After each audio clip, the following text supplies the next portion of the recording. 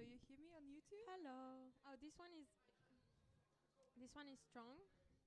We are on YouTube. Yeah. Are we live? Nice. Can you send the link? And this one? Can we make this one louder? Yeah, it's true. Okay, wait. I'll turn the music now, and you tell me, okay? Just to check if this mic also works. Hello. Wow. Hello. And now? Yeah, but we're gonna sit here, so. Yes, it works. Nice. It works. But where's the feedback coming from? Well, basically, you cannot point the microphone towards the speaker. The microphones has to be here or there, but cannot be like towards one speaker. Amazing.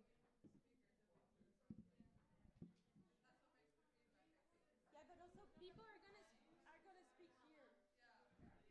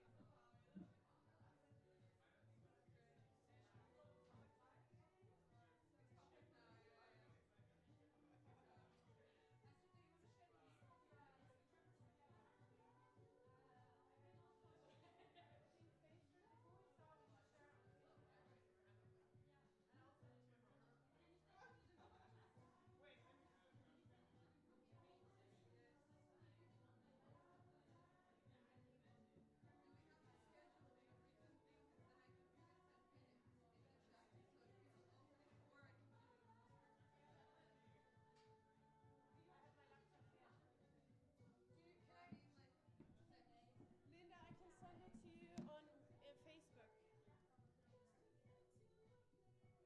Are you sending it on the Facebook group chat?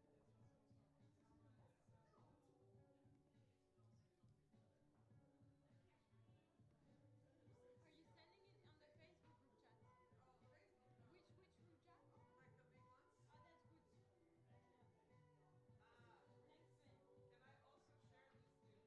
Yeah. Okay. If you put it on the Facebook event, maybe everyone can copy paste it.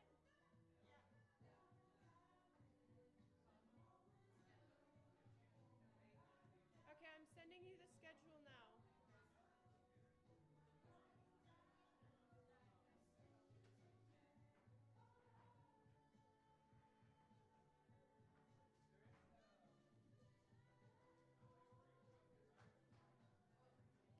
Linda, are you able to? Oh. I don't have the text. Hey, she needs the whole time schedule for text format. Yes. Oh, I have it on my computer. I will send it to her. Linda, I will send you the schedule now on my computer. Yeah, as a text. Yeah. Okay, I'm gonna put the link on Instagram. I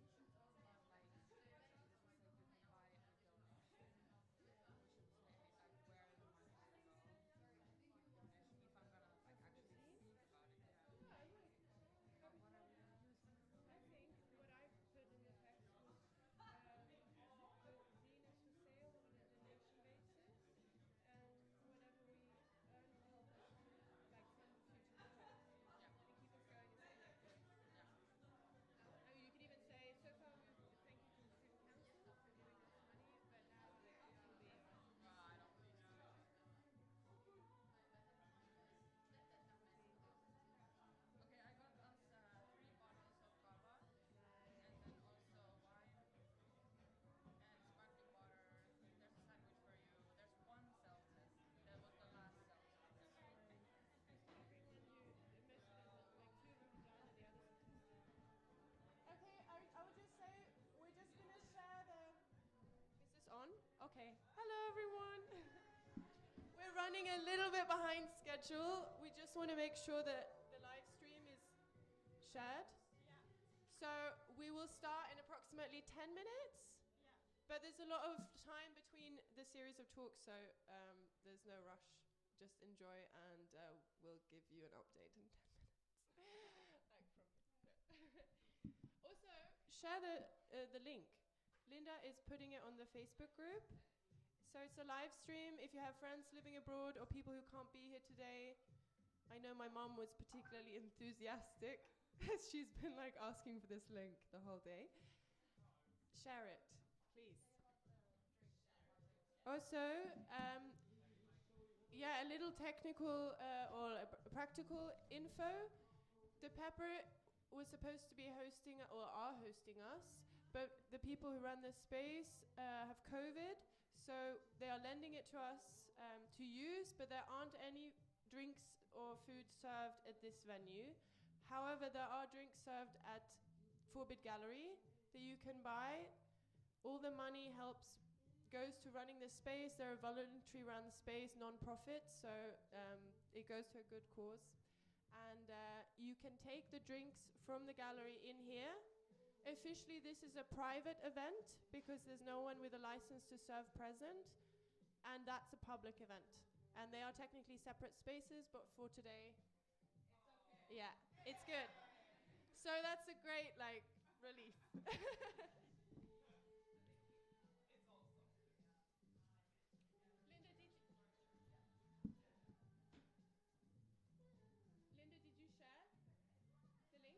god.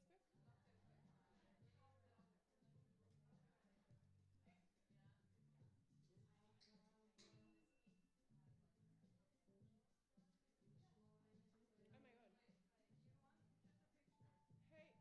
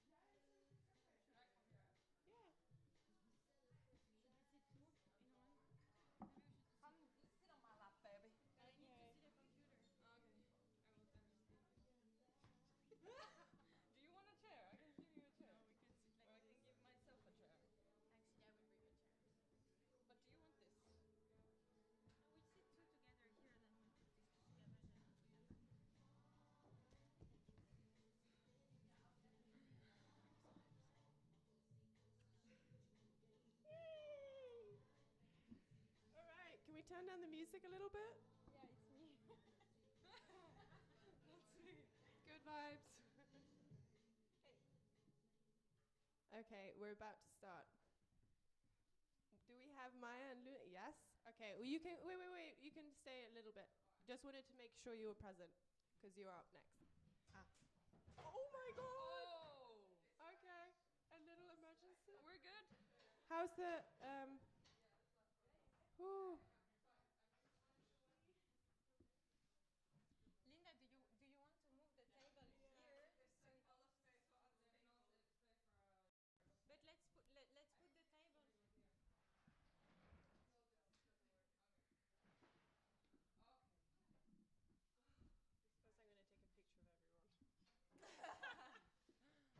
Because that's what I do. Okay. Are we like, did we live stream this accident? Great. I hope my mum was watching. Okay. All right. Thank you so much to everyone who's here already. Especially those joining us from Paris.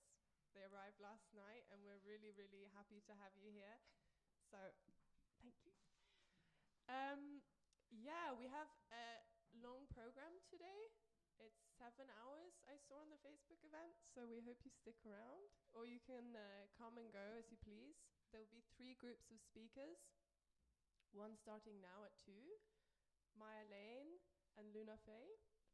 And then we have Lucy Skingle and Cláudia Pallisé at Pallisé, sorry, at 4, and Gaëlle Burckle, Enguerran Chauve. Yeah. Sorry, French names. And Vera Visser at 6. And we're not going to stay like really rigid with this time frame, but we want to like try to relate to it as much as possible. So we'll start ASAP. After each, they'll be presenting in groups, and after each person speaks, you can ask questions. And then if it leads to a discussion, that's great. Yeah. We also just want to underline that it's, you know, an open, friendly, informal space. So don't worry about saying anything wrong or, yeah, just it's nice that people feel comfortable and relaxed and that they can speak and be heard. Yeah, this event today marks the opening of the exhibition that we have next door at Forbid Gallery. It's called Treating Treated, Loving Loved, and it will be open until Friday? 23rd, Wednesday. No, Thursday. 23rd is Wednesday. Wednesday is the 23rd. Okay. Okay, sorry. Whoops. Yeah, it's a collection of works that speak to the topics of contraception, fertility, and sexual equality, which are also themes that are running through what we do as a collective, but also this group of speakers. And the featuring artists in no particular order. We have Mathilda Lovgren, Inkeri Virtanen, Jill Concat, Tabitha Rezer, Gaëlle Burckle, Morgane Billuard, Tom Julou, and Michal David, who will be performing at 6 on Tuesday. So if you want to see him, you can come back, of course. Is this mic working? Yes. Yes. Okay. I also want to thank Leonore Larrera, who is on the couch, for stepping in last minute to be our guest curator for our exhibition. Thank you so much. And yeah, I wanted to say I really appreciate you seeing our vision and working so hard to make this all work come together also in this space. I think it turned out really nicely, and yeah, I feel so happy to be seeing all of you here. And yeah, I think it's important that we're showing work that are like, that we're doing this exhibition on this topic that usually we don't give space to. And yeah, and so linked to that, I also want to thank Forbid to host us and helping us install like the whole exhibition in the gallery in a week. And the collective OT301, who is like this whole building, and the Pepper, who is where we are standing here, who is letting us use their space. It's a space like run by volunteers, so it means even more that they're doing that on their free time. They're not getting paid for that. So yeah, and it's a place where like events that are non-commercial happens, and it's like such an honor to be there to like be a part of these like culture events and community like gathering events. So yeah, thank you. Amazing. And we're also publishing a publication under CranberryJuice in connection to the exhibition. It's collected essays, stories, and interviews that we started collecting after opening up the discussion about contraceptives. It's also broadened the conversation into what is actually the underlying problem in the medical world, and also just medical misogyny as a bigger subject. So we are selling it donation-based in connection to the exhibition, and the funds that we get from it will help us fund the coming projects as well. Thank you. Thank you.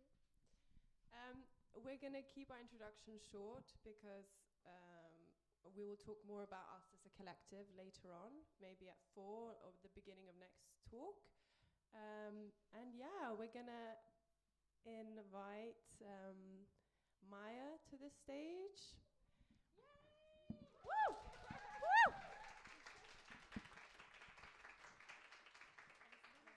Yeah. You can. I will first introduce Maya, and then. Yeah. So Maya Lane is a medical anthropologist, teacher, and researcher living and working across the Netherlands and Spain. Her current work focuses on care practice and the creation of care escapes, gendered experiences of chronic illness and multi-species entanglements within and across the body. She strongly believes in making the academic research as accessible as possible and uses feminist, participatory research techniques throughout her work. Maria currently teaches sociology at the University of Amsterdam, as well as working remotely for a public policy center in Barcelona, and as a part of a science and technology studies research project at the University of Bremen. Oh. Yeah, that was a lot. Yeah, that was great. Maya will be speaking to us today about the uterus-related issues such as chronic vulval pain and endometriosis, as well as contraception. And we also have Luna Faye joining us. Woo! Luna Faye is a fellow Rietveld and graduate from the textile department last year. They are an artist and a writer and will be discussing the experience of being a trans woman within the Dutch healthcare system. We are also very happy that Luna is participating in our publication, where you can read more about their experiences with hormonal transitioning. Thank you so much for joining us. I'm actually going to leave you, and sorry, we have to... You take over the 2 pictures. Yeah. Yes. Yes. Okay, so we can just swatch seats. Sorry, this should have been prepared beforehand.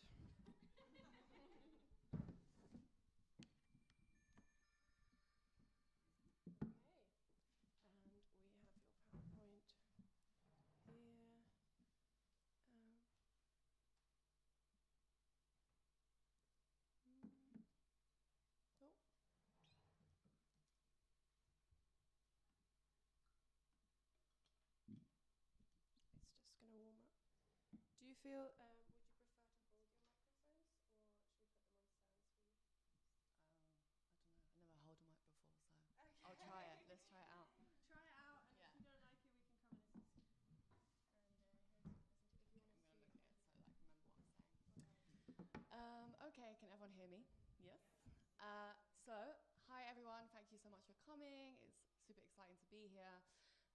As was introduced in my long introduction, I'm Maya, and today I'm going to be talking about chronically painful vulvas, medical misogyny, and care practices. So, I just wanted to ask you guys, have any of you ever had someone say to you, ugh, my vulva is really hurting right now?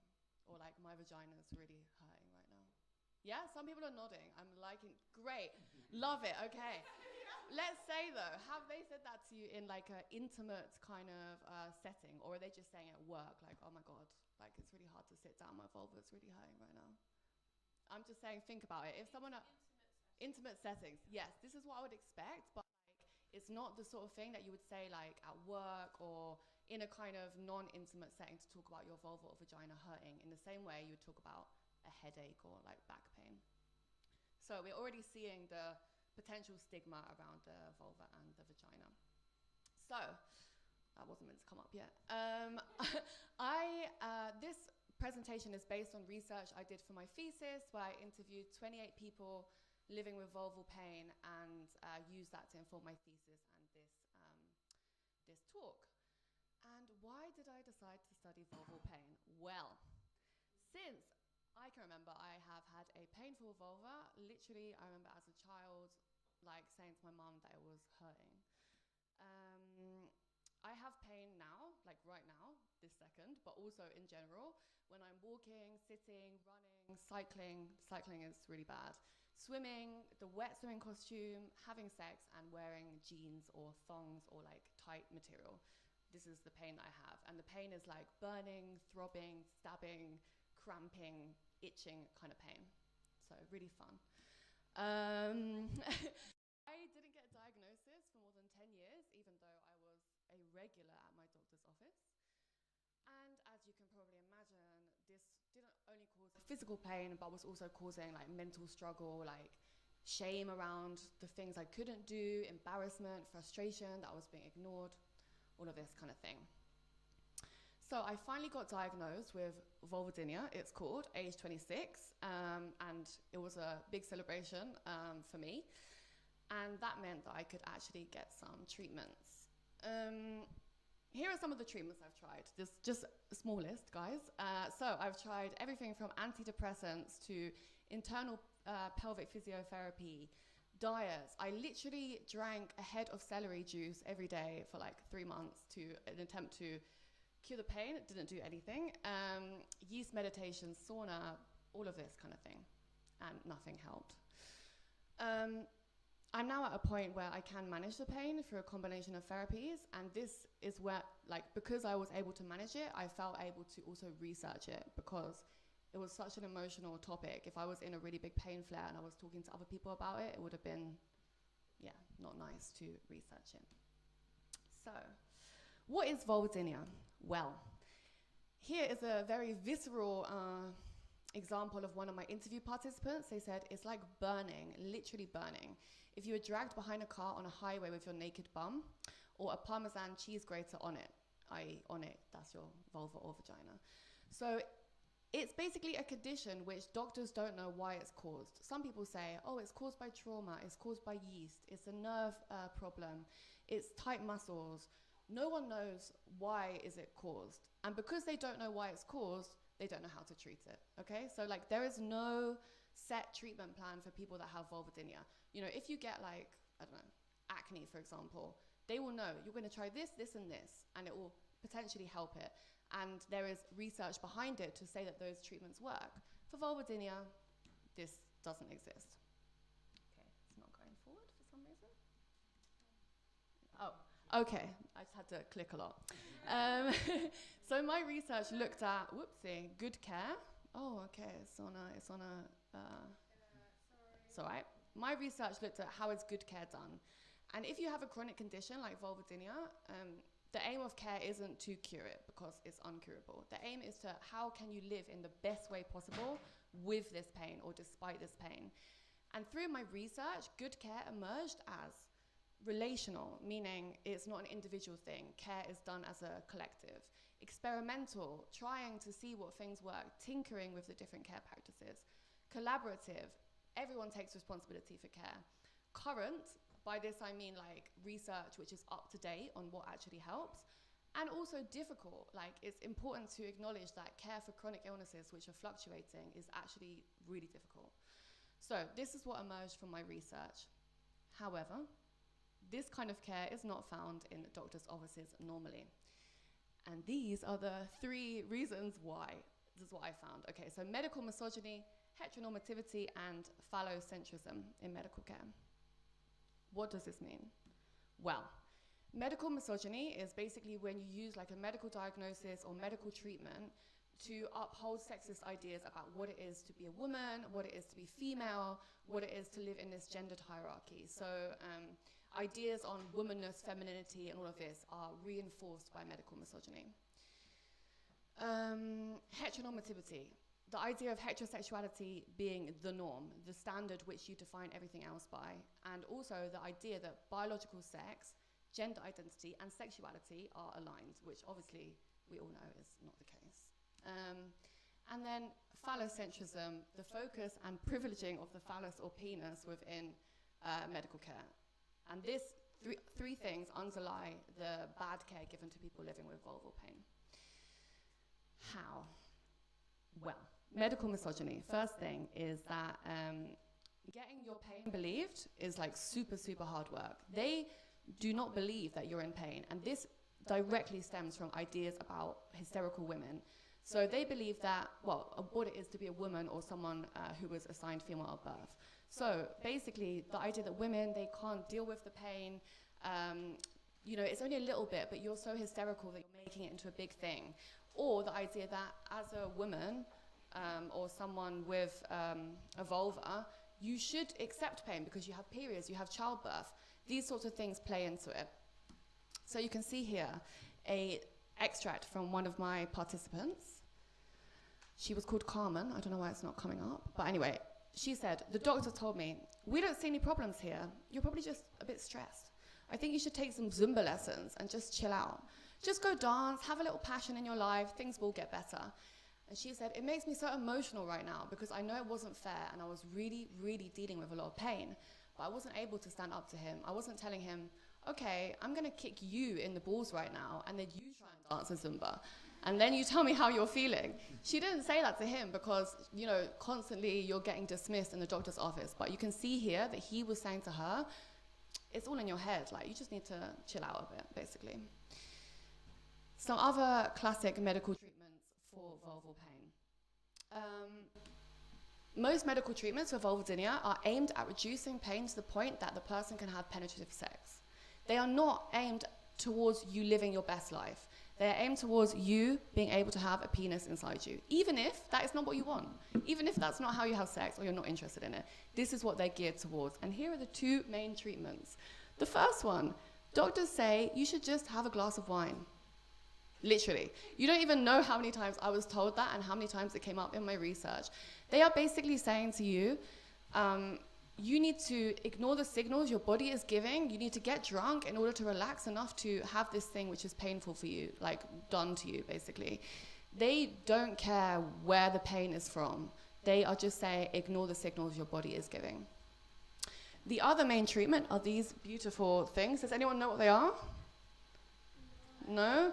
Okay, well, yes, they're called dilators, and these exact ones, the ones I was prescribed, you can see how ugly they are, like they're literally disgusting.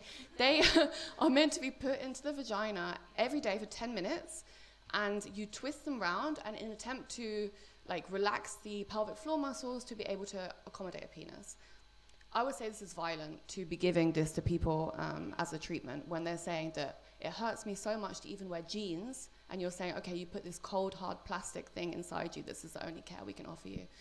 So you can see that these are aimed at people basically being able to have penetrative sex. So here are some interview extracts. Yolanda was a queer, non-binary person from Utrecht, and they said, everything gynecologists are interested in is to do with men and babies. It's either something to do with getting pregnant, giving birth, or people being able to put a penis inside you. Not how am I going to live my best life even though my vulva is hurting. Or Susanna from Warsaw, she said, one of the main things I discovered is sometimes it really felt like the point wasn't for me to get better, but for a hypothetical male partner with a penis to be able to have sex with me. It's presumed the holy grail. And then she says, hello, my goal is not to be penetrated. So you can see here that the goal of the doctor is not aligning with the care goal of the people. This is just like a little aside because I thought it was also important to note. I don't know how I'm doing for time, but anyway, it's fine. Okay. there is a scholar, she's called Caccioni, and she talks about the idea of sex work for people with vulval pain. This is not like monetary sex work that we normally think about. It's the work that people with vulval pain do to monitor theirs and their partner's desires in a world which privileges penetrative sex and the penis. So sex work involves things like trying to avoid sex, like coming up with like a good excuse so that you don't upset your partner to avoid sex. Working out from someone's Tinder profile whether they're going to be open to non-penetrative sex. This is a big thing. Like many people that I interviewed said the minute they started dating a man and they said I can't have penetrative sex, they would get dumped. Researching for a lube which doesn't sting. It's hard to get aroused if you have vulvodynia, so you need to use lube, but then your skin is super sensitive, so you can only use certain ones, which are also really expensive. So this is like a whole thing. Yeah, getting drunk, smoking weed, only having sex in specific conditions, pretending you like giving oral sex because you feel guilty that you can't have penetrative sex, so you're telling your partner, oh, I'll give you head anyways. These things are all sex work, which came up time and time again. And we see here a quote from Layla. She basically said, I haven't been able to unlearn the idea that penetration is so important. I can't do this thing that people with vaginas are supposed to be able to do, but I try and do it anyways.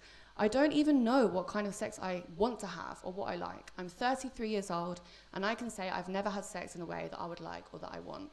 These people are, the medical misogyny and like phallocentrism and heteronormativity within the medical industry and the medical discipline is not allowing people to think outside the box about what they want to have in their care and also in their sex lives. So we turn to what I call queering care as a way to overcome, hopefully, this. What is queering? So I would say, and also Cedric says, that queering is political. It basically decenters static frameworks of what it is to be. This means these ideas that things are fixed in stone, this is how you have to do it, this is how you need to have a vagina, this is how you need to have sex. It decenters those, and instead it explores radical potentialities that counteract these dominant ideas. So queering is a way to move around these static ideas and get to more open ones. So queering care is, queer care practices are, in my opinion, ones which prioritize intimacy over like sex, so ideas of pleasure as opposed to, you know, orgasm or like more like the journey rather than the end. Non-presumptive, so you're not presuming anything about anyone. You're not presuming, I know what you want, I know what you need for care. You are talking with them about it. Queer care practices embrace a messiness. They are not set in stone. They are communal. There's really power in the queer community. So these care practices are people coming together.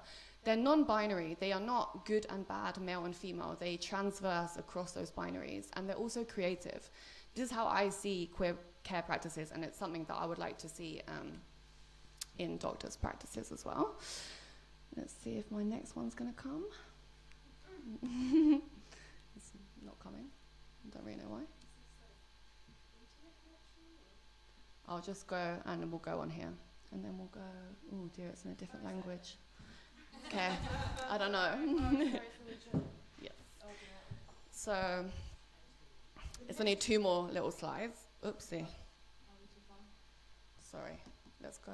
Can you do like, go from this slide? Oh, not that slide, that's the wrong one. No, go down, that one. Yes.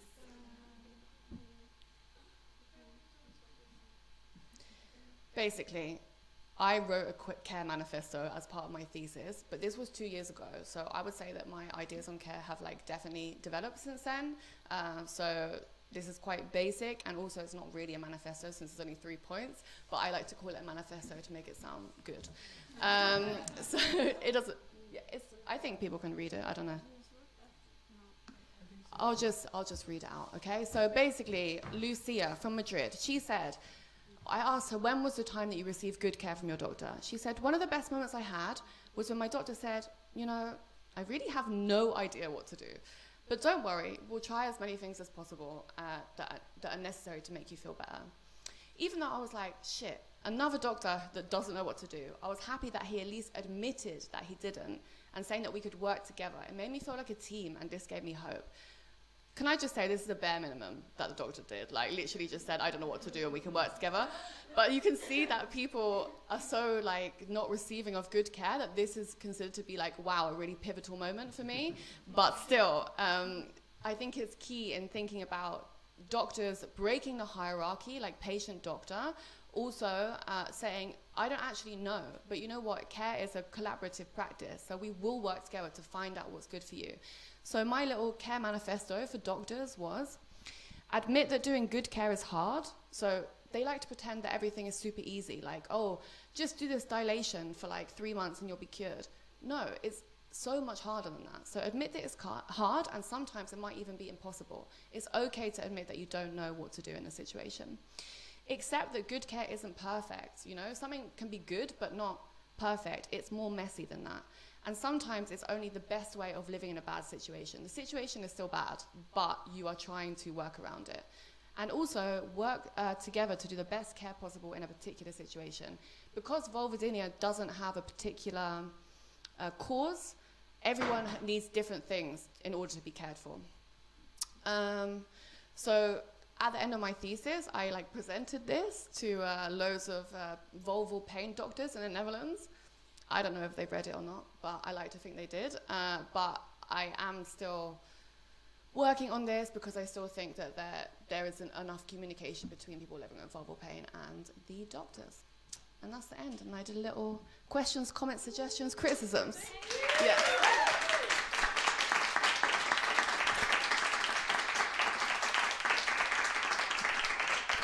Yeah, I don't know whether we're talking now or talking after, but yeah. Yeah, no, I think it would be nice if anyone, so that people don't forget what was spoken about, and I mean, not that they will, but if you do have any questions, there's time now to ask them, and then Luna will present, and then we can talk more after that as well. Does anyone have any questions immediately? Yeah? Do we have an extra mic? Yes. Perfect. Oui. Sorry about the presentation. I just want to see what happens. Okay, well, I'll just leave it on. I don't think it's going to. Sorry. We'll learn as we go. Yeah, get up on stage. Join us. Okay. Okay. Well, so I'm not from Rietveld. I'm actually a medical student in Sweden, and I want to say I apologize for my field because they suck in different ways than just misogynistic. But I am also kind of a part of trying to make it better as a queer woman and having ADHD and things like. It's not typically what you would consider being a doctor. And my experience is that all the people that want change within the medical field, they are basically burning themselves out. So I guess that everything here is very centered around how we can change it, and we are so, we have so many people that try to change things, but it's so fucking difficult. So what is your recommendation of no, but how, do you think that maybe transcending it into a medical / sociology spectrum where you can talk or whatever, Well, two things. Firstly, I just want to say that in my thesis, I'm not trying to knock doctors because I don't think it's doctors' actual fault. I think they're enmeshed within a system which itself is patriarchal, sexist, all of these things. And they can only struggle within the boundaries themselves. So I think that it's not, I have to believe that doctors want to do the best because otherwise I would just give up hope kind of thing. So I do believe that they do think they're doing the best thing and they're not trying on purpose. Some of them are, but most of them are not trying on purpose to do bad care.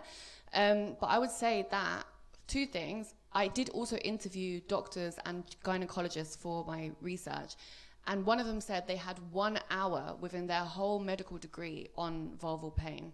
And what I forgot to say is that 1 in 4 women or people assigned female at birth will experience vulvodynia. So it's not a small thing. It's actually a big thing. And probably the numbers are more because people feel that they can't talk about their vulvas. So I would say the first thing is that education in terms needs to be yeah, it needs to be incorporated. But also, as you said, like, social scientists and medical professionals need to work together. And I think that that's also, like, anthropologists like me, well, I'm not like this, but like in general, anthropology is like, we're going to stay away from them, and then doctors are like, we're going to stay away from them. But yes, I think interdisciplinary research is like the way forward to trying to bring these things to light, basically. So yeah. I also wanted to add, hi, Luna. I will talk about this a little bit in my talk also, but I think that something that I, as someone that required care from doctors that did not receive, was I did my own research on my own needs, but it was impossible to cross the gigantic wall between patient and doctor and the hierarchy between the two of us. And most of them had no interest whatsoever in learning the research that I've actually been doing for years. And not only research as like, I've heard this thing or whatever, but like, there's some people that have published medical like researches themselves on this topic, and it would be nice if you could read it in order to help me.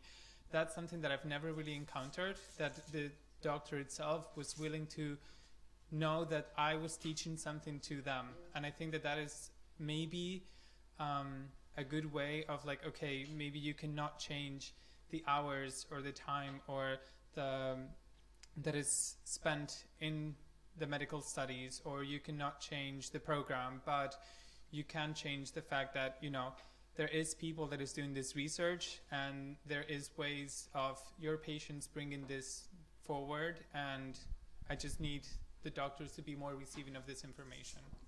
Basically open. That's so true, yeah. The openness, I think that's key. So yeah. Thank you. No. And we have actually made sure that we have redone all the medical books from next year so we have actually done something good to include bodies that are not only white. Okay. So it's like a small step, but at least they are listening, I hope. Anyway. So I read your text, Luna, and also from what you said, it seems like the internet. Sorry, yeah, it seems like the internet and like building knowledge on the internet has been a big part of your education, or getting the right medication or healing, etc. And I'm wondering how, if you think that that space could become somehow, if sadly enough the institutional medical care cannot give that, like more like peer-to-peer communication or reliability can become another source of treatment. Because I mean, I also acknowledge the downsides of that, because I've also sometimes self-medicated because I was not being helped, but you know, I was putting quite dangerous thing in my body sometimes. So yeah, I'm just, because also internet for me and like networking has been such a big support structure, but I also see really how it can be dangerous, because you know, it really focuses the individual on figuring help somewhere else, when actually medical systems should do their work properly in the first place. But I'm wondering, yeah, how you see maybe the internet or peer-to-peer communication being a resources as well. Well, I would just say that I literally love Facebook groups. I'm in so many Vulval Pain Facebook groups. Like, they are, yeah, I have found so much information from them, and I think they are such a supportive community. And I fully agree with people with chronic illnesses or contested illnesses or other types of things which doctors aren't able to treat in the best way, going on the internet and chatting with people. Like, and also I found a lot of my participants through those groups as well.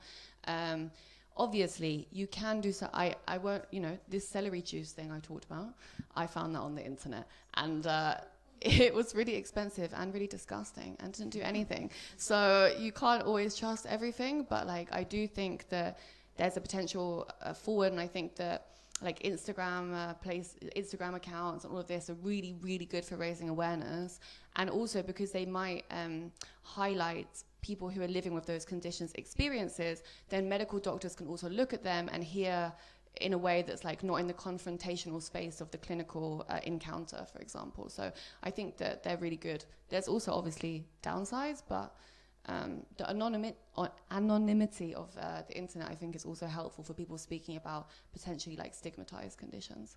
What do you think? I'm also in Facebook groups, and I'm also going to talk about them. And I think that it can be scary, but also I found out through these Facebook groups that the treatment given by doctors was also incredibly dangerous.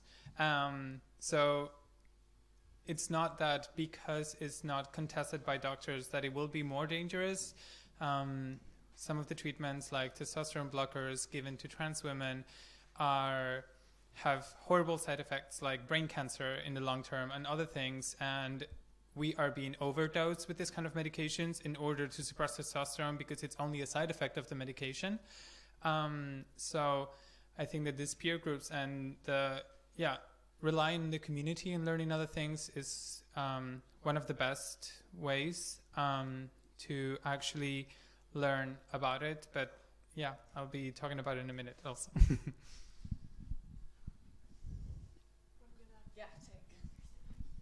Okay, sorry about all the technical chaos. We are new to hosting. Anyway, I think what would be nice is that Luna presents, and then we can like fully delve into the questions after that. I think in the future as well, we'll just keep the questions at the end so that you can both, it's nice that you both answer and respond.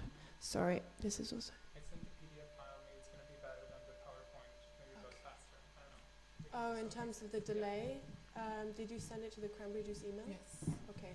Sorry everyone, you can talk amongst each other. Don't look at this. Yeah, okay, let's take 5 minutes.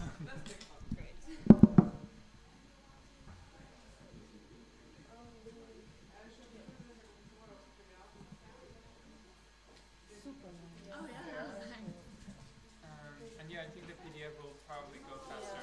I don't know, I haven't actually used PowerPoint for like 8 years. Yeah, To be fair, I was a bit like, I felt like I was in school. Yeah, I know. Making my little And that's PowerPoint. also why I said Norwegian, because like this is like an old yeah, okay. Understand it. But that one's so nice. Yeah? Yeah, it's a great kickoff.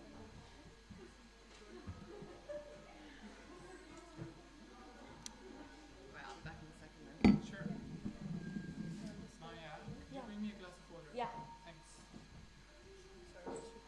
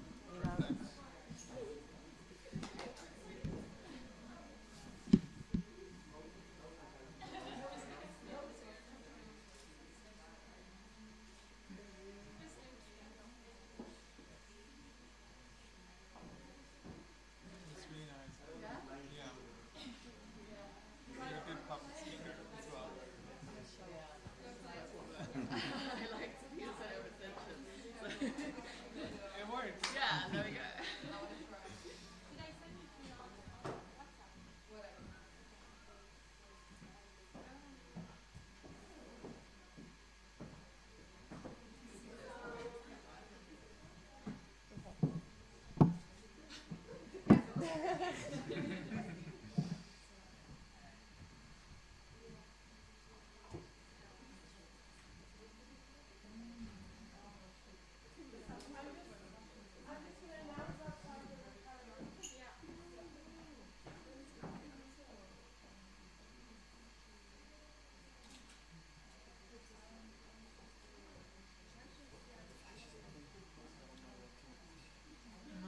When you're at the back, like it's quite far away, so it doesn't bother.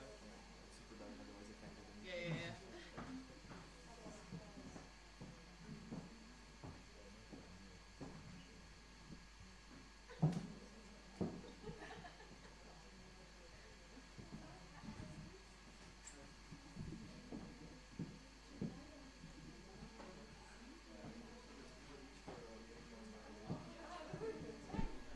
Okay, everyone, get comfortable again. We'll have another presentation, and then there will be more time for questions.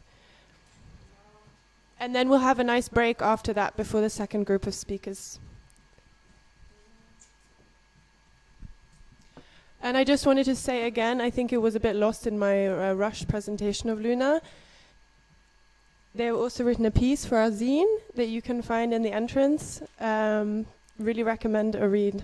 So it's really an honor to have you featuring twice. All right.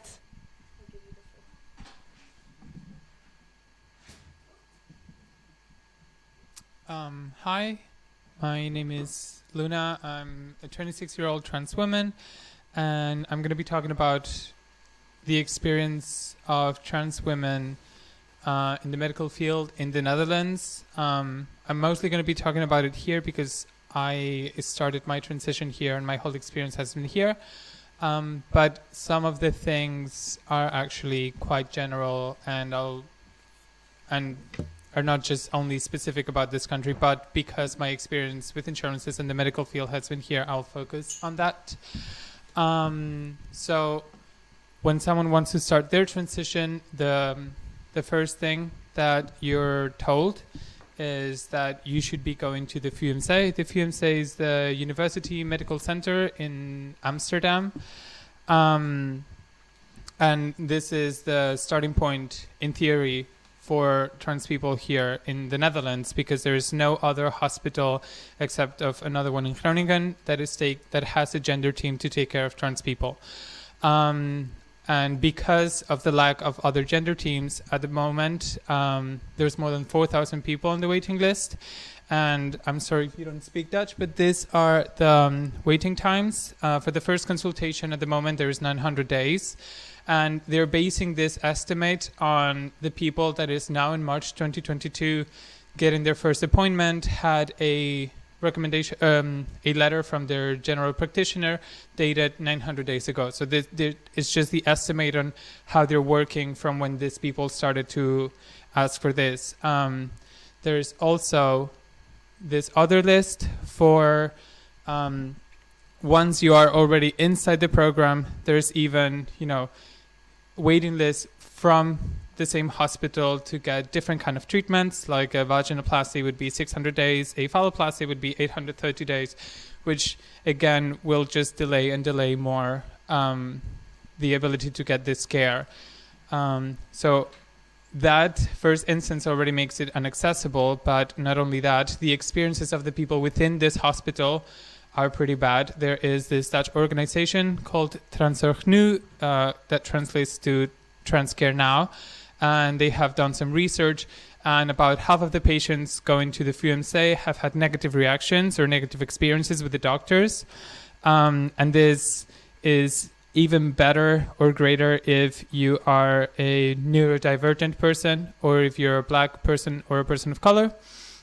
When it comes to autism, there's this general experience that the way an autistic person perceives their own identity does not align with the perspective of the doctors, and they will have much more barriers in order to get the care. And when it comes to people of color and black people, they will be told that maybe the gender dysphoria that they're experiencing is actually racism. So maybe they're not trans, maybe they're just living in a majority white country, and they're also denying care in this way. So once you try to enter into this field, it's already quite complicated, but then you could do like I tried to do, which is to deal with the insurances myself, and to navigate the system by myself. This was obviously not the best choice, but I felt that it was the only choice that I had as a trans person that could not wait 5 years in order to get certain care. These costs are incredibly high, obviously. I had facial feminization surgery a couple of years ago. The cost of my surgery was $17,500. And this letter here, doesn't really matter to read it exactly, but this is the letter that a colleague of mine received. This is not exactly mine. Starts with best manier, which is a direct misgendering coming directly from the insurance company, saying that unless I am part of a gender team or I am in the care of certain practitioners, I would not have this care covered. So obviously I could not wait. I had to pay from my pocket. But when I was approaching my second surgery, which was a genital reconstructive surgery, which the price was 23,400 euros, I tried to contact the insurance again. This time I had a therapist, a psychologist, an endocrinologist, and a plastic surgeon that all of them had decided that this surgery was necessary for me. This took around 6 months, and once I managed to get it, the insurance company said that because they did not work close together, that I will not be having the surgery refunded, even though I have all these doctors working with me. And even at the end of the letter, they said that I could bring this to civil court, but if I do so, I should first look at this file that they sent me, where a trans woman with a similar experience as mine filed a complaint to the civil court, and she lost. So they already let you know that they are going to win the case in the civil court, and there is no absolute need for you to try and sue them for not giving you the care that you need. And the last experience is that fertility preservation is never really a priority. It was never really a priority in this country, and also not for insurance companies. After you get in these treatments or getting into the FUMC, which we have already established that is really difficult, fertility preservation, it's only available for a year and a half or 2 years. After that, you have to take care for it yourself. And this comes from the history that between 1985 and 2014, sterilization was mandatory for trans people in order to change their documents. In 2014 it changed, and in 2020, a group of trans women sued the government for this, and now they're getting an apology compensation of 5,000 euros, which obviously it's not really enough. But this practice in countries like Finland or Japan are still mandatory in order to change the documents. And this is the experience trying to go through the medical field in whichever way possible inside their own establishments. But luckily there is a community of trans people that are working with themselves and for themselves, and that is the way I actually managed to get most of the care for my transition. Here there is Trans United Europe. It's a group run by a majority of trans people, and it's run by volunteers. So at the time when I started, there was only one doctor that could have appointment once a month, first come, first serve. It was very chaotic, but at the same time, it was working way better than organized hospitals. At the moment, they have a focus on Black people of color, on migrants, immigrants without documents, sex workers, and they not only try to care for people when it comes to the medical field of getting hormones or not, but they're also taking care of HIV, they're also taking care of STDs, supporting sex workers, allowing or helping these people to have a more holistic care, including also mental health, and not in a base of a diagnose or taking transness as a mental disorder, but focusing on the need for trans people to actually have also mental health care based on living in a society that is mostly cisgender. This place, of course, has a lack of resources. You know, there's one doctor running voluntarily. It's not really much more that they can do, unfortunately, but they kind of saved my life. After the first consultation, it only took 1 month for me to get hormones, and it was based on informed consent. It's a medical practice where the patient is told all the information that they need to know regarding the medication that they're going to have, positive effects, negative effects, possible side effects. So the person that is taking the medication is also in charge of their own health, and they give you a month to be able to evaluate all these positive and negative things, and afterwards they allow you within healthy ranges to take care of your own healthcare. So you can choose what doses would you want. You can choose within the range of options that you have, which ones would you like to have, or which ones would you like to take. And that is like one of the best ways of handling or managing trans healthcare. There is also alternative care, which is DIY hormones. Of course, this doesn't go to surgeries or other things. It's only based on the hormone treatments. And I would like to mention 3 of them. The Trans Healthcare Network. It's a small network that has appeared in the Netherlands that is searching for general practitioners that are comfortable with providing hormones, or just comfortable with having trans patients. They also are giving access to Trans Feminine Science, which is a website that is giving you all the information that you need to have as a trans person on what are healthy values on hormones, how to take hormones, and what risks you might encounter. So it's more or less doing the same thing as Trans United Europe was doing, but on an online base. They also have a guide for injections, because injections is the most broadly used method for hormone treatments for DIYing, mostly because it's not available in Europe at all, but it also turns out to have the best results and the least side effects and the least danger on taking it if you're doing it safely. For that, we have Lena, who is a Ukrainian trans woman. She's 60. 10 years ago, she started having an allergic reaction to one of the components, and then she started producing the components herself. After seeing that it was safe, she started selling to other trans women.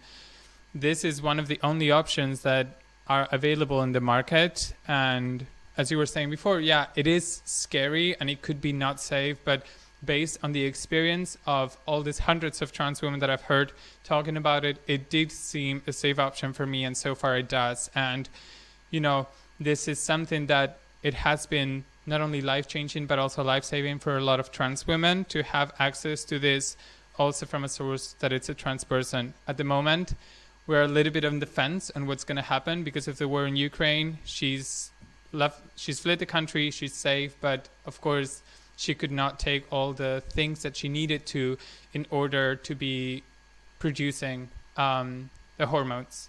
And lastly, I wouldn't have been able to find most of this information, and I wouldn't have been able to access most of the care and to understand what I was doing if it wasn't because of the Facebook groups. Here, there is a huge community of people that they are in many different fields. There's even doctors in the Trans Hormone Forum that are also giving information and also learning from patients on how to actually do proper care for trans people when it comes to hormones. And thanks to these groups, I learned how to take care of my own health and of my own body, which otherwise it wouldn't have been possible. So that is a little bit of my experience. Thank you.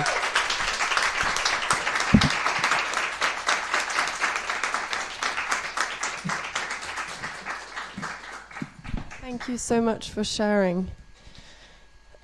It's, also for me, I mean, we're not coming from a perspective of professionals. We're also just curious to learn more about this, and that's why we've collected you all here today, because it's something that is really lacking. When I went to the library at school, there was just like, the librarian said, like, there's just very little written about these things. It's hard to access information, and therefore it's really, really an honor to have you here sharing your stories. Does anyone have any questions to either Maya or Luna?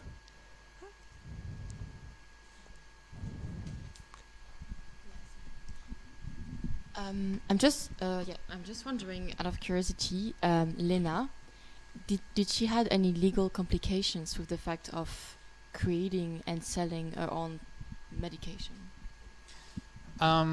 So from what I've gathered from the information that I have, it's very easy in Ukraine or it was very easy to get the powder hormone version, and it's not really complicated to make this compound. You just have to make sure that it's everything like sterilized and properly measured and all these kind of things. I know also other people that, for example, in the US, they would create their own without selling it, and that's also how Lena started. So I don't know about the legality of it. I know for sure that her shipping it from Ukraine to me, it's completely legal. And actually, I have to send it to France because they don't have the customs that the Netherlands has. And then from France being in the European Union, I can send it back to the Netherlands so I can access it. So there's always like complications. And of course, this is not part of the pharmaceutical complex, which I would like to be able to access it, because that would also mean that my insurance would be willing to cover it. But it's not really possible. So we're like, it's not even in my hands to have it safely. I just don't have access to it safely or in a safer way. I was curious about kind of fighting the legal battle with the standardized medical industry. Are people coming together collectively maybe to try to get this covered by the insurance? Or is it? The thing is, the insurance will cover it, but the basis on, or the needs that the insurance require for this are so strict that at the bare minimum thing that it's not in their legal guidelines, they just wash their hands. They're like, we do cover it, we do take care of this money.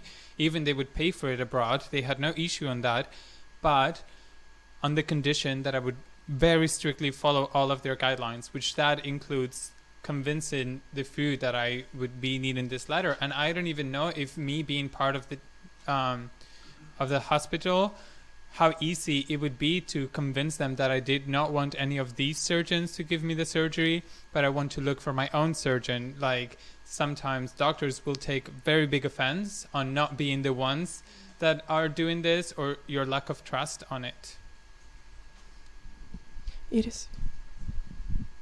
Yes, I wanted to ask, in connection to this, do you feel like you have to be secretive when you go to your GP? I think this is also a question for the both of you, like when you talk about your problems and you don't find the care in the actual doctor's office, do you feel like you can talk about your alternative ways of finding care or not?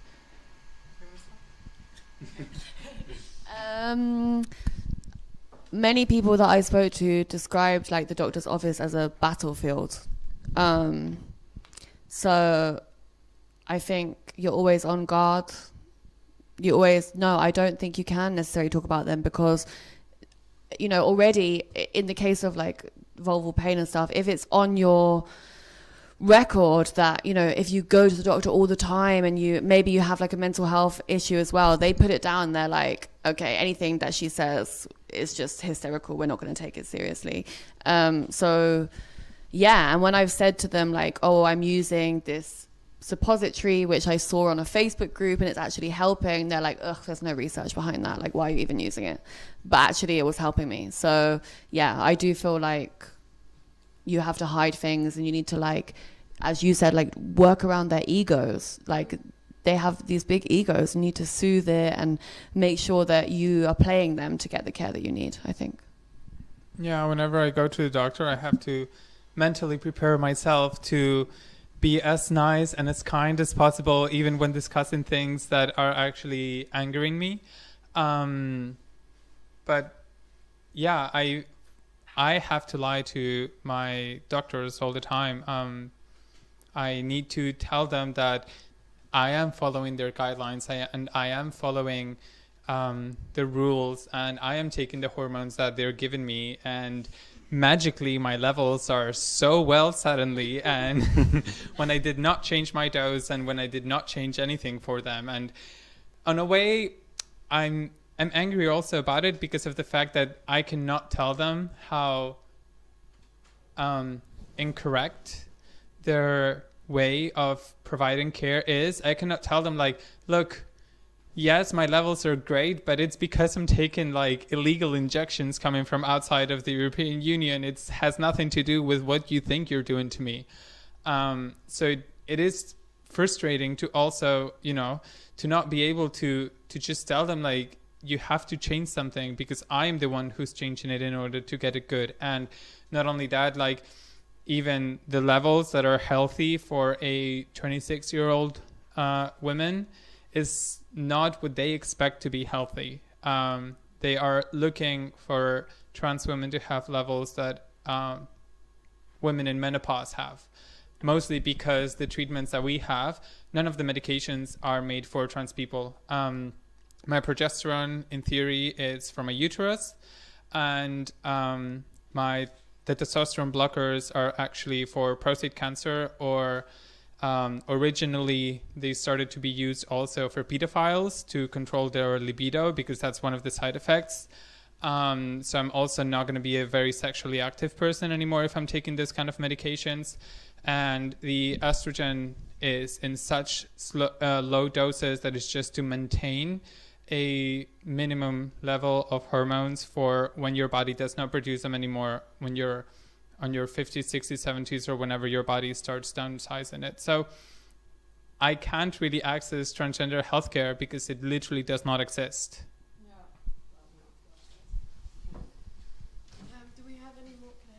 Do we have any more questions?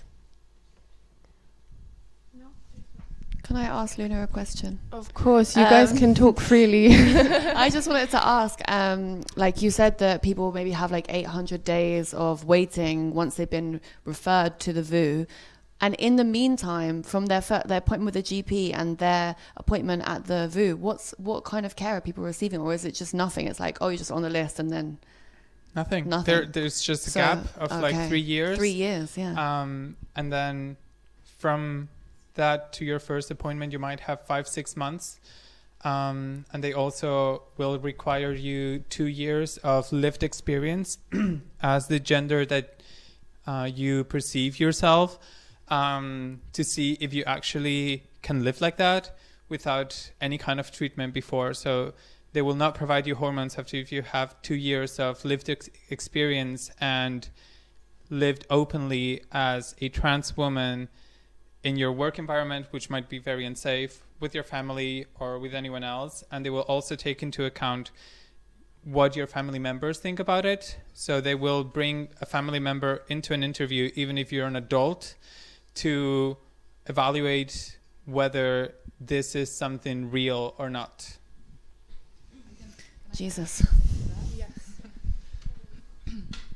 I am talking later today, but I can add on this because I am also on the wait list for the VU, and I was referred in May of 2020, and when I got my referral, the waiting list was 721 days.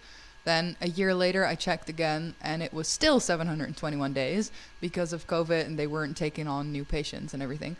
So yeah, the 900 days makes a lot of sense. And currently, I have gone to my GP and I've asked specifically for a GP that has experience with trans people, and luckily there is one at my doctor's office, and she was willing to prescribe me testosterone. So now I'm using testosterone, and which will really help me in the lived experience thing for the VU also when they ask about it.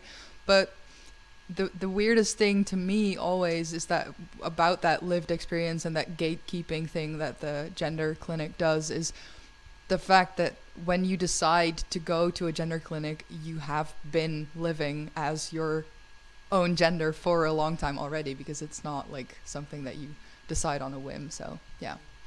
I actually have one question for Luna, because it just popped in my head. Is there, because I got my testosterone from my GP, is it an option for trans women or trans femmes as well to go to a GP and ask for hormone treatment? Because testosterone also gets prescribed for cis men who have low testosterone. So GPs can actually prescribe it. Is that the same for hormone treatment for trans women and femmes? So I think since a year or two, the Netherlands has officially said that general practitioners can prescribe hormones. It's been a never-ending battle because they always mention that they have no idea about it, therefore they're not going to learn and they're not going to do anything. That's also why I was saying it is important that doctors listen to the patients and learn from the patients as well in order to be able to give them the care. It is possible, and the thing is, like, you know, GPs have been given hormones to cis women also for estrogen, like the ones that I was mentioning, in a heartbeat. But when it comes to trans people, because there is this huge institution that overshadows anyone else, and that they presumably take care of everyone, they just wash their hands off. Luckily, my general practitioner did speak Spanish. He could speak with an endocrinologist from Spain that could give him some information that he could somehow trust. And because I was already on hormones, he accepted on continuing my hormones, but because I changed, but he would not change any kind of dosage or anything that had to do with it because he had no idea. So yeah, I think that being charismatic for months kind of got me somewhere. But at this point, I also don't even need it anymore because I decided that that care would also not be enough. Yeah, thanks. Thank you. And I need the number of your GP. All right, thank you so much. That concludes the end of the first session. Woo!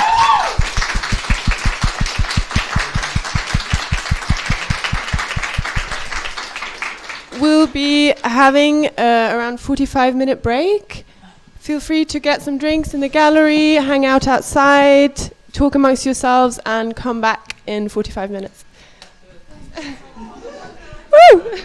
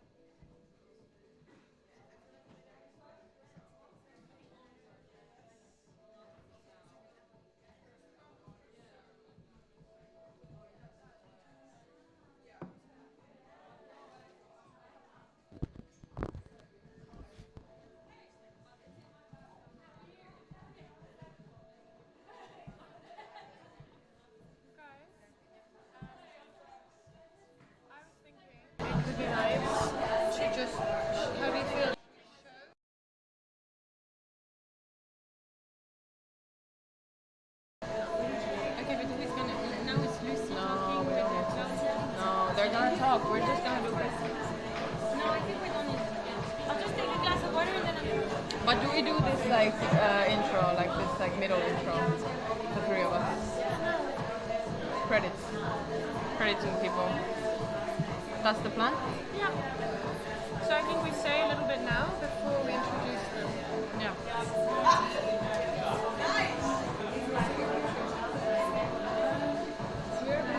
I don't know if someone told you the plan is that we are gonna do a little middle intro and then we're gonna introduce you and then you're gonna come. Yeah, okay, but, okay, at the same, like, when You she guys talks, are gonna sit at the same time, Okay. both do your presentations, and then there's gonna be discussion and okay, questions. okay, Yeah, perfect. good.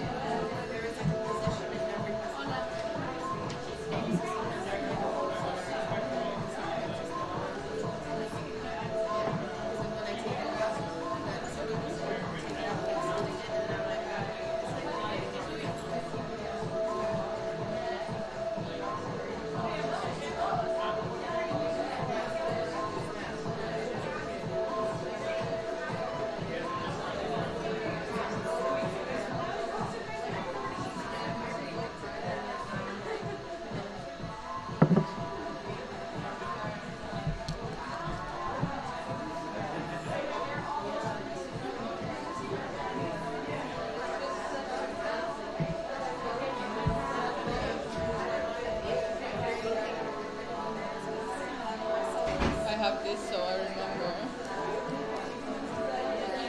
Yeah, there's a lot of people.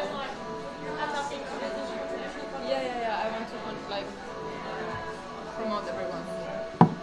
And I will be thanking Dorian, Margareta, and Linda for taking care of technical. What do you need? I'm gonna thank Dorian, Margareta, and Linda for taking care of technical. You need something for me. No, I need to find the shirt.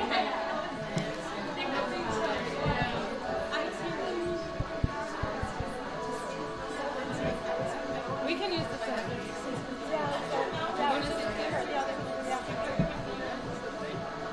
Are we including the whole of Claudia's family thesis or just a part? There's the first chapter. Yeah. Are you gonna read this? This is just for the people. Yeah. You wanna hear the name? I don't have the zine right now. No, it's okay. Claudia Pallisé, right? Pallisé. Claudia, how do we say your last name? Pallisé? yes, Pallisé. Pallisé. Okay. With a Y. Pallisé. Ah, because accent. Yeah. Oh, Spanish. But also it's a very difficult surname also for Spanish people because it's Catalan, so everyone is like saying it wrong, so don't worry. But you say the two L like a Y. Yeah, because it's Catalan. Yes. Pallisé.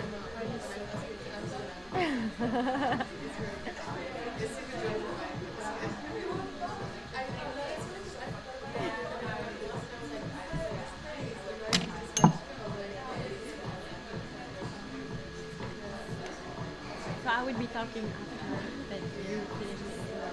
Okay, so I'm just going to think, and then you will say a little bit about how it started, and that we really wanted to make something live, really together in person, and this event couldn't have taken place without a massive team of people who helped us. And the artists and everyone. So maybe, and then if I say that, and then you can say thank you to all the technical people here, and then you have to just make sure we don't forget anyone. I have in mind that. Are you saying the artist one? No, I'm not saying the artist. I'm just saying what we've done. Okay. And we just have to make sure everyone is fine. Yeah, that's all I did. Okay. Now Are you there? I'm taking video. I'm talking about people who help with the zine, so that's So I'm going to thank Linda.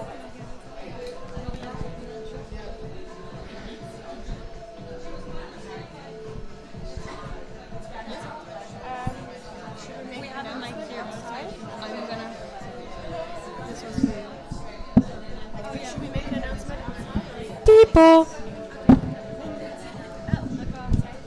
Hello, everyone. Linda, you can turn the... Yeah.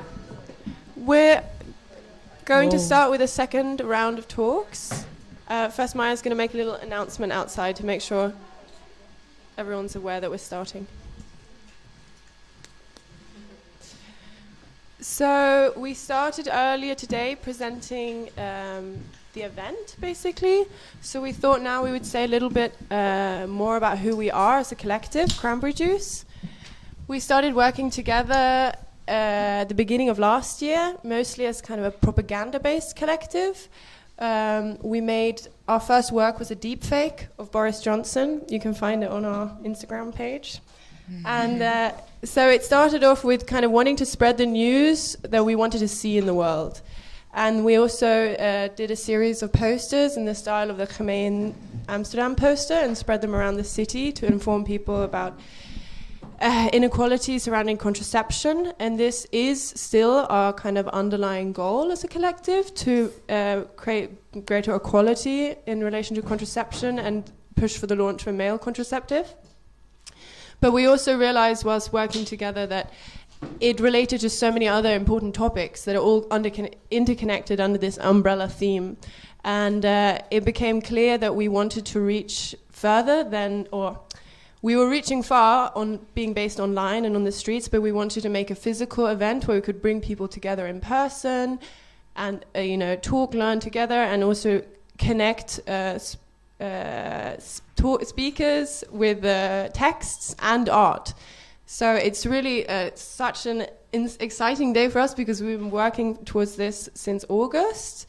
It's really been like a dream come true, honestly. And good to see so many of you here. Thank you for coming.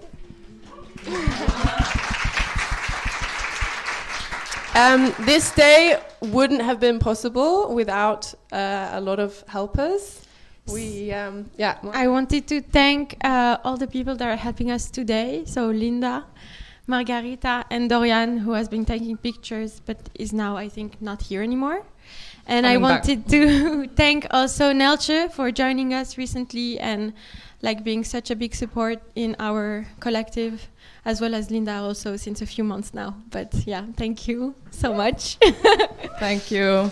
Also for the publication, everyone who has taken part, written, collected interviews. There's Rebecca Tug, Cláudia Pallisé, Luna Faye Naumer Mateos, Astrid Ardach, Morgan Biluart, Anna Avshalom, Maya Tayeb, Jill Kunkat, Paula Megia Karklina, Agath Gabriel, and Eva Bakeslet. Everyone has contributed to the publication.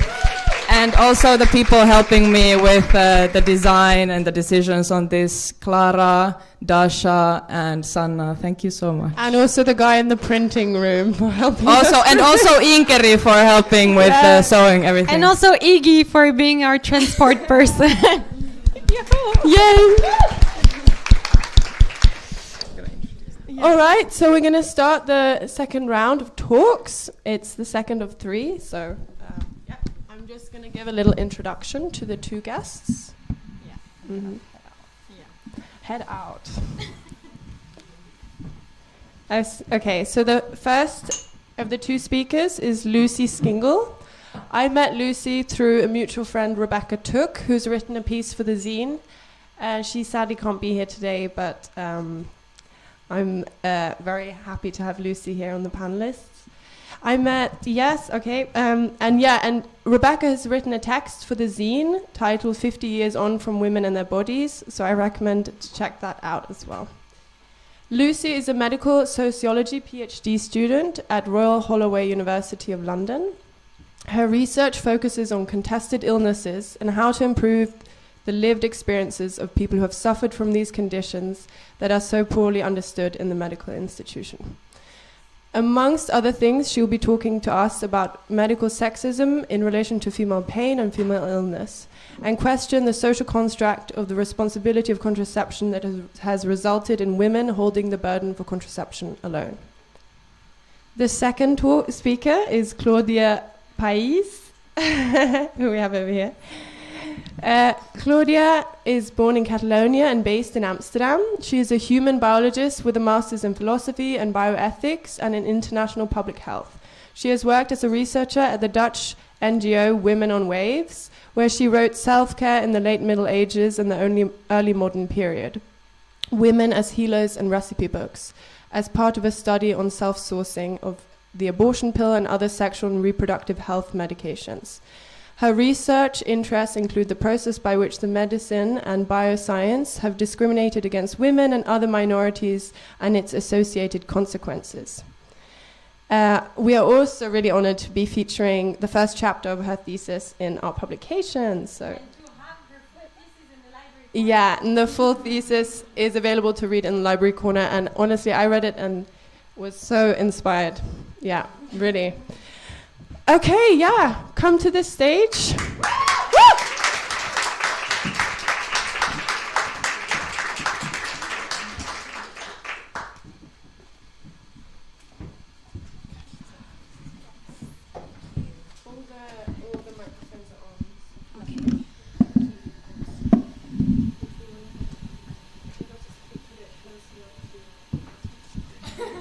Sorry, I actually have a bit of an arm pain problem, so I can't hold it. Oh. So hi, my name is Lucy Skingle, and as you have heard, I'm a medical sociology PhD student who specialises in contested illnesses. I became interested in contested illnesses because I had suffered with one myself when I was a teenager, chronic fatigue syndrome, and many of these conditions also are chronic pain disorders, which are predominantly found in women. Today, I'm going to be talking to you about chronic pain. The majority of conditions that have chronic pain as a primary symptom predominantly affect women and those who are assigned female at birth. This is not to say that no men suffer with these illnesses or that men do not experience chronic pain, but the demographics do show that it is largely a female problem. Caroline Riley wrote in 2018, "We can and should speak loudly about pain, not just to effect change, but because we hurt, and that is worthy of an uprising in and of itself." This quote encapsulates the reason that I am speaking to you today. There are millions of women who suffer with chronic pain across the world and with very little being done about it, and what we can do is speak about it. The condition I'm going to be focusing on today is fibromyalgia. Fibromyalgia is a contested and chronic illness that causes widespread pain throughout the body, but also extreme pain sensitivity. There is no medically determined cause for fibromyalgia, and there is considerable debate over the condition being physical, biological, or psychological, or psychosomatic. 80 to 90% of the people diagnosed with the condition are female, or those assigned female at birth. And fibro has always been framed in medicine as something that is inherently female, to the extent that rheumatologists in the 1990s would use this image of the three graces from Greek mythology in order to show the tender points throughout the body. Women with fibro have long reported having their symptoms attributed to work or school avoiding behaviours, malingering or faking their symptoms, or psychological distress. And clinicians have long perceived fibro patients to be illness-focused, demanding, and self-medicalising. A story which echoes throughout the experiences of women in pain and a multitude of chronic pain disorders, which is particularly prevalent for invisible conditions such as fibromyalgia. In order to understand the systematic disconfirmation of women's pain and pain disorders, we must first address the social inequalities within medicine and how these have come to be. So I'm providing you here a brief history of pain. I hope that's okay. It's okay. Yeah.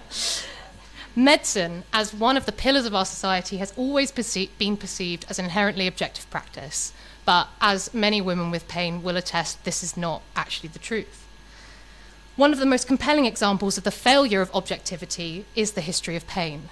And the word pain comes from the Latin poena, which most aptly refers to punishment or penalty for one's sins. In medieval Europe, dominated by a Christian worldview, pain was perceived as a punishment for one's sins. And during this time period, clinicians were compelled to refer to the church whenever they believed an ailment was the matter of the soul. Consequently, moralizing themes began to emerge in medicine, as certain medical behaviors were then deemed either virtuous or morally deviant. And such deviant behaviors were those who suffered with pain without a determinable cause. The moralizing themes that emerged, influenced by the Christian doctrine, have also been argued to represent some of the early ideas of what a good patient entails, as during this time moral and ethical behaviour became increasingly individualised and dependent on following the laws and rules laid out to you by dominant institutions such as medicine and the church. This individualized form of moral judgment allowed clinicians to ascribe moral deviance to an individual when faced with an ailment that they did not understand. I provide this historical example because it's some of the early signs of moralizing practice within medicine. Although not in the same form, these moralizing attitudes continue to be pervasive for women in pain today. Pain is subjective, and there is no objective way to measure pain. And so clinicians' perception of pain is purely based on the expression of a patient. Contemporary medicine is ill-equipped to understand pain without a directly determinable cause, and the subjectiveness of pain conflicts with ideals of medicine, as the ideal situation is when human subjectivity has no influence over the production of scientific knowledge. This conflict can cause great frustration within the medical institution, but also great suffering for those who have pain without an observable origin. Here you will see some, but not all, of the chronic pain disorders which predominantly affect women. And as you will see, it is a considerable list for which definitely can be added. These conditions, coincidentally, are some of the less well understood conditions within medicine. The absence of knowledge about these conditions is argued to be a result of medicine's andronormativity, which means that masculinity and masculine values are regarded as normal in medicine, to the extent that femininity and feminine values are invisible and need to be highlighted in order to be noticed. This affects the entire pipeline within medicine of what is prioritized and addressed and what is sidelined.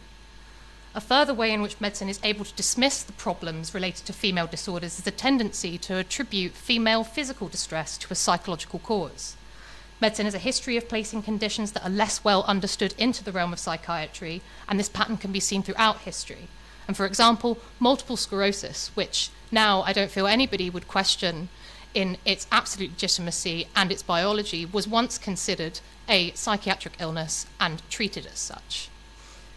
In my opinion, mental illness is just as important as biological illness and should be subject to the same standard of care. But this is not the situation in modern medical practice.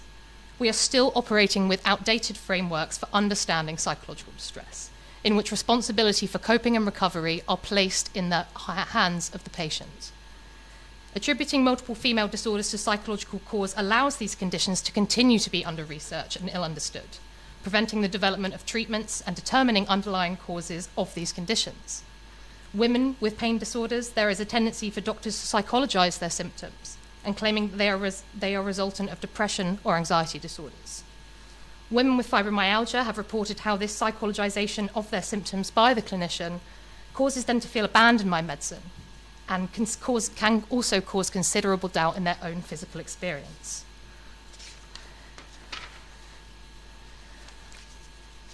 Scarry said in 1985, "To have great pain is to have certainty, but to hear that another person has pain is to have doubt," something that you can see throughout the stories of women who suffer with chronic pain. This poor understanding of pain and its unverifiability in healthcare gives a great amount of freedom to the clinician in deciding how much pain a person is really in. Pain patients can become a blank slate onto which others project stereotypes of exaggeration or stoicism and physical or psychological weakness, stereotypes that are strongly linked to gender, ethnicity, and class. There's a significant amount of evidence which shows that women are far less likely to be believed in expressing their symptoms that are immeasurable using medical technology, including pain. And many feminist scholars argue that women are being fundamentally let down by their healthcare system in that we are not being believed to the detriment of well-being. Practically, not being believed means that securing a diagnosis becomes incredibly difficult, resulting in very long investigation periods and often misdiagnosis. To suffer without diagnosis disallows women in pain the ability to communicate their suffering to their employers, to their family members, and to their friends. It prevents them from accessing treatment or any pain medication that they might need, and ultimately their ability to understand their own bodies and why they are causing them such great discomfort. There is also a tendency in the medical institution to dismiss the pain that women experience as normal, particularly prevalent for conditions which are menstruation related, such as endometriosis. But fibromyalgia patients have expressed how their clinicians would initially disregard their pain as normal, which other women would just get on with. This pattern is argued to be a result of the previously mentioned andronormativity within medicine, in which men are perceived to be stoic and in control of their healthcare encounters, as there is a stereotype that men would only visit a doctor when there is something very seriously wrong. Conversely, women are perceived to be more sensitive to pain and more willing to report that. The way in which women are not being believed in their expressions of suffering is an example of the continued moralizing practice within medicine. Women in pain without determinable cause are framed as morally detestable individuals who are lazy and should just get on with it. And these attitudes extend beyond the medical sphere and into the private lives of these people. Fibromyalgia patients have reported how their family, friends, and co-workers would often share in these attitudes, causing a breakdown in relationships, as they cannot understand the pain they cannot see when the only information they have is informed by the medical institution. Experiencing disbelief in suffering has been claimed by fibromyalgia patients to be one of the most detrimental aspects of suffering with an invisible illness, as patients can internalize the continual disconfirmation of their suffering, which causes feelings of guilt and shame, and in some patients, a distrust in their own physical experience. Women in pain are fundamentally let down by current healthcare across cultural contexts. This discrimination against women in medicine has caused many to lose faith in the institution and its ability to help them, and find it incredibly difficult to speak to healthcare professionals as a result of these experiences. But these women must still interact with medicine if they have any chance of alleviating their suffering. This creates a paradoxical situation for pain sufferers in the doctor-patient encounter, in that the ideal patient is one who goes to the clinician with a problem, the clinician diagnoses the patient, recommends treatment, they follow, and they return to health. For patients with fibromyalgia and other chronic pain disorders, this is not a possibility, for a number of reasons. Firstly, the diagnostic process is often long and tiresome, and once they get a diagnosis, it cannot be medically observed. Furthermore, medicine's inability to understand and handle pain is lacking, and literature concerning chronic pain, medical scientists state the sobering ineffectiveness of current pain management methods, which offer only slight results at best for pain management, and very poor results in improvement of mental well-being and quality of life. Therefore, fibromyalgia and other chronic pain patients are unable to meet the requirements necessary to be a good patient. And what do you do in that situation is a paradox in itself, because you cannot be good in the eyes of the medical institution when they cannot see it. These interactions also ultimately shape treatment. Men with pain are far more likely to be offered surgery or opioid pain relief to help them, while women are far more likely to be prescribed psychotropic medications used for depression and anxiety. But gender is not the only barrier in accessing these treatments. People of colour are also far less likely to be prescribed opioid pain relief, and if they are, it is more likely that they will be required to provide urine samples and drug abuse assessments. Although it's not only contested illnesses that are victim to these gendered and racialized stereotypes, it makes resisting these stereotypes and preventing them far more difficult. The impact of restricting treatments and the unavailability of effective treatments for pain results in pain patients having a very low reported quality of life, where, for example, 85% of people with widespread pain, which means in 3 or more areas on the body, are still experiencing the same pain 12 years later. So I bring you back to fibromyalgia. In 2007, there was a major therapeutic development for fibromyalgia.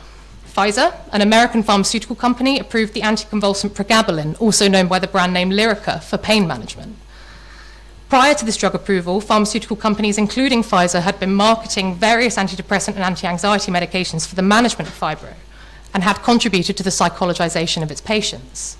But the approval of pregabalin meant that Pfizer could no longer support the idea that fibromyalgia was psychological, as the drug directly affects the central nervous system. Instead, they invested significantly in the reconstruction of the disease as biological in the eyes of the public. And as this process began in the US, where Pfizer is based, the reconstruction was largely centered on direct-to-consumer advertising. Just want to show you, I have to go off here, one of the ads, because they are silly.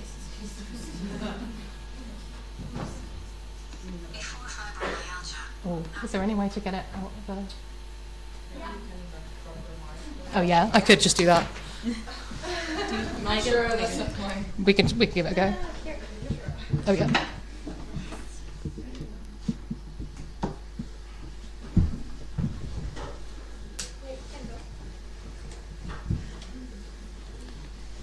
Before fibromyalgia, I was active. Sorry. Yeah.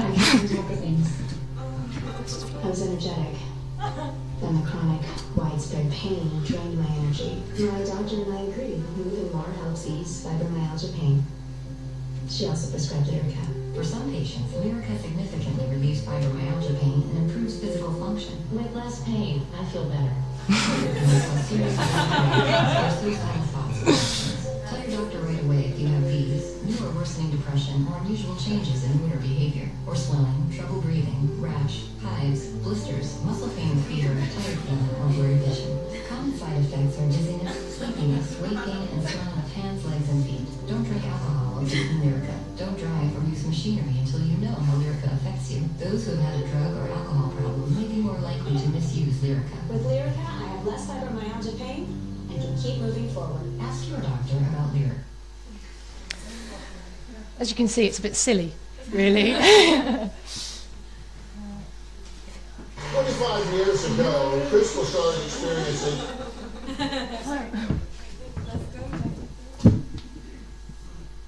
We might have to skip that. Sorry. That's no trouble. They're beautiful slides. Yeah. Quick recap, everyone. Here we are. I like how it says, including swelling of the face, mouth, lips, gums, tongue, throat, or neck. Stunning. So availability of this biological drug therapy has since been shown to encourage clinicians to more willingly diagnose fibromyalgia, where previously many doctors have been skeptical about the existence and legitimacy of the condition. Pregabalin, although may be beneficial for some, often does not completely eliminate pain in fibromyalgia patients, and for the majority it doesn't really work at all. This is completely at odds, as you can see, with the way that the ads portray the illness and its effects of the treatment. The reconstruction of fibro was not done for the benefit of its patients.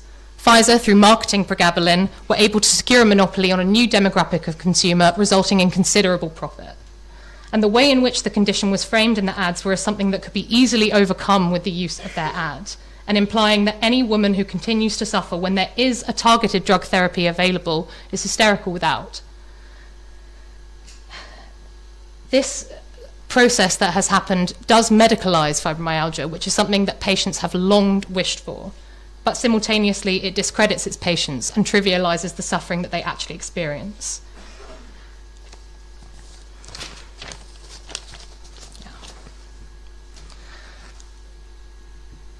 The concept of a good woman who is seen but not heard is an incredibly outdated concept, but it is frighteningly relevant to women in pain within medicine. Our society very much encourages women in pain to endure it silently, not complaining and not asking for the pain relief they need. This is based on more incredibly outdated concepts of being the selfless woman who endures their pain while prioritizing the needs for those he cares.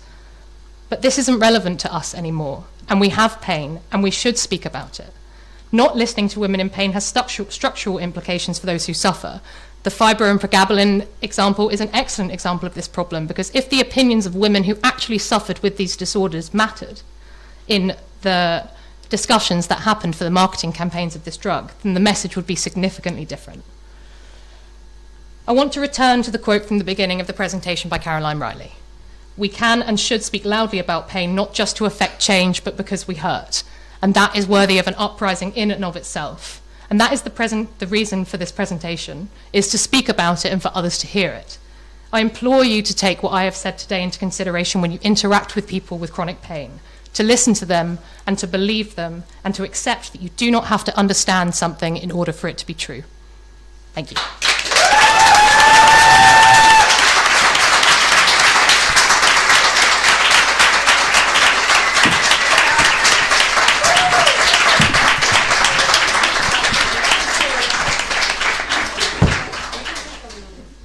We're gonna have what? Yeah, if you have any media questions, we can take them now. Then we'll go on with another presentation, and there'll be more time at the end for further discussion. Does anyone have any questions? Thank you. Is this working? Okay. I'm just wondering, out of the many chronic illnesses that you mentioned, so probably not how do you pronounce it? Sorry, can you fibromyalgia? Fibromyalgia. Yes. Have you also been looking maybe into the ways into misdiagnosis or the absence of diagnosis worsen the symptoms? Yes, actually, it does worsen the symptoms. Firstly, because if you don't have a diagnosis when you have a chronic condition, the main thing when you have a chronic illness is management, right? Because we don't know how to cure these things, we don't know where they come from, we don't have any specific treatments for these illnesses. And so the only way that you can start to recover isn't the right word, because it is just to live, and to live happily, if you can, is to start to implement change within your life, because medicine is lacking. And so to be without a diagnosis is to not know where to start. You know, you don't, and the problem that also kind of adds to this is that without a diagnosis, you can't explain your suffering. And even when you have a diagnosis of these conditions, you still cannot adequately explain suffering, because nobody really understands where it comes from, and a lot of people don't believe it. But without that diagnosis at the beginning, how do you tell say you're married and you have a partner and you can't share in the responsibilities anymore in an equal way? Without a diagnosis, you can't even come to understand how your condition would then affect that. And this is where the breakdown in relationships happen, because family members also may be very receptive and understanding, but only to an extent. And we really believe medicine. And with a medical label, people also kind of come to accept that. So it does worsen symptoms, because also attributed psychological distress can worsen physical symptoms and pain. And yeah. So. There's a very nice book, maybe you know it. It's called Woman in Madness. I do. It's amazing, right? I wrote a lot of my master's thesis about that book. Are there any more questions for now? All right, I think we'll just carry on and then we can talk more later. Should we swap? Sorry? A glass. Yeah, can we get a glass? Oh, could I have one as well? Yeah, 2 glasses. Sure.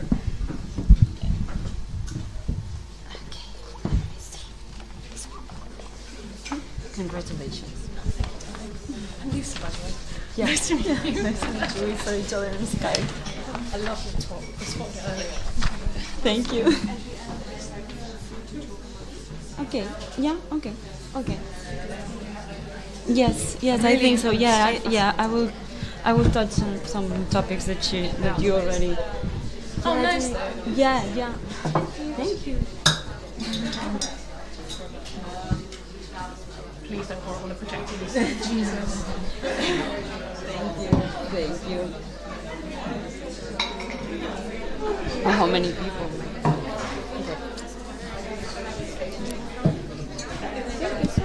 Okay. Can you hear me? Yeah. Okay. All right, everyone.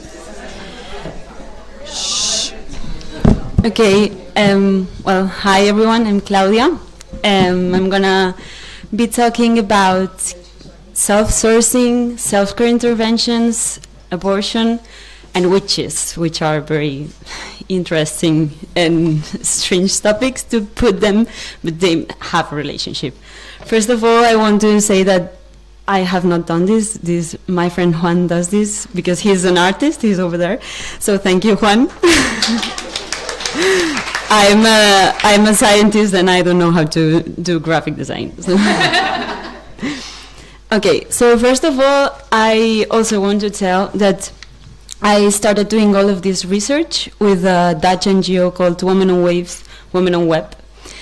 And my idea was to talk about the abortive pill. And you say, how are you talking about witches if you were supposed to talk about the abortive pill? So the thing is that I suddenly realized that how is it possible that women are carrying in every sphere of our lives, but still when you go to medicine, they are not there, right? Like they have been invisibilized and they have not been the main character of medicine at all. And for me, this didn't make any sense. And how is it possible that gynecologists have not been women until maybe 30 years ago or 40, 100? How is it possible? So I started digging, and I said, okay, I have to go very, very, very far away in history. And I started reading about Middle Ages, late Middle Ages and the early modern years. And it was incredible to find all of this. It was really, really, really interesting, and it made me realize how the process of professionalization of medicine is still happening, is still in our institutions now. So this is the link. You'll see how I go back to the abortion pill. So first of all, I realized that women were healers. They were healers.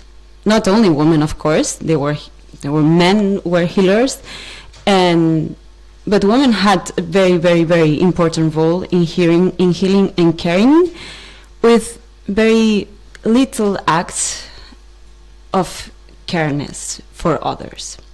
They had this, what historians now say is domestic medicine, which will be ventilating spaces, cooking, caring for each other, making the space comfortable, which you can say that is not medicine, but in fact life is preserved because there's someone who is cooking, because someone who is cleaning, because there's someone who is caring for each other.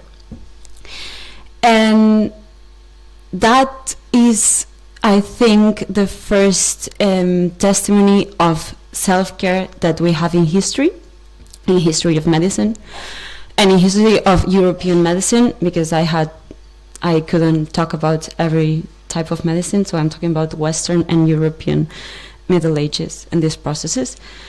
So the first testimony, the first healthcare practice that I found was a thing called recipes books. Recipes books were basically a bunch of papers that women were like passing them between house and house, and they were, it's very important also to say, they were peasant women, so that they working class. So they were poor women who were, okay, what we know is valuable, what we know is working, what we know helps us to preserve life within our communities. So we're going to share this knowledge. And this idea of sharing knowledge, of making knowledge available for everyone in the community without putting a price on it, just for the sake of the community, just for the sake of the health of each other's, was already in their heads without even theorizing about it. But what happened?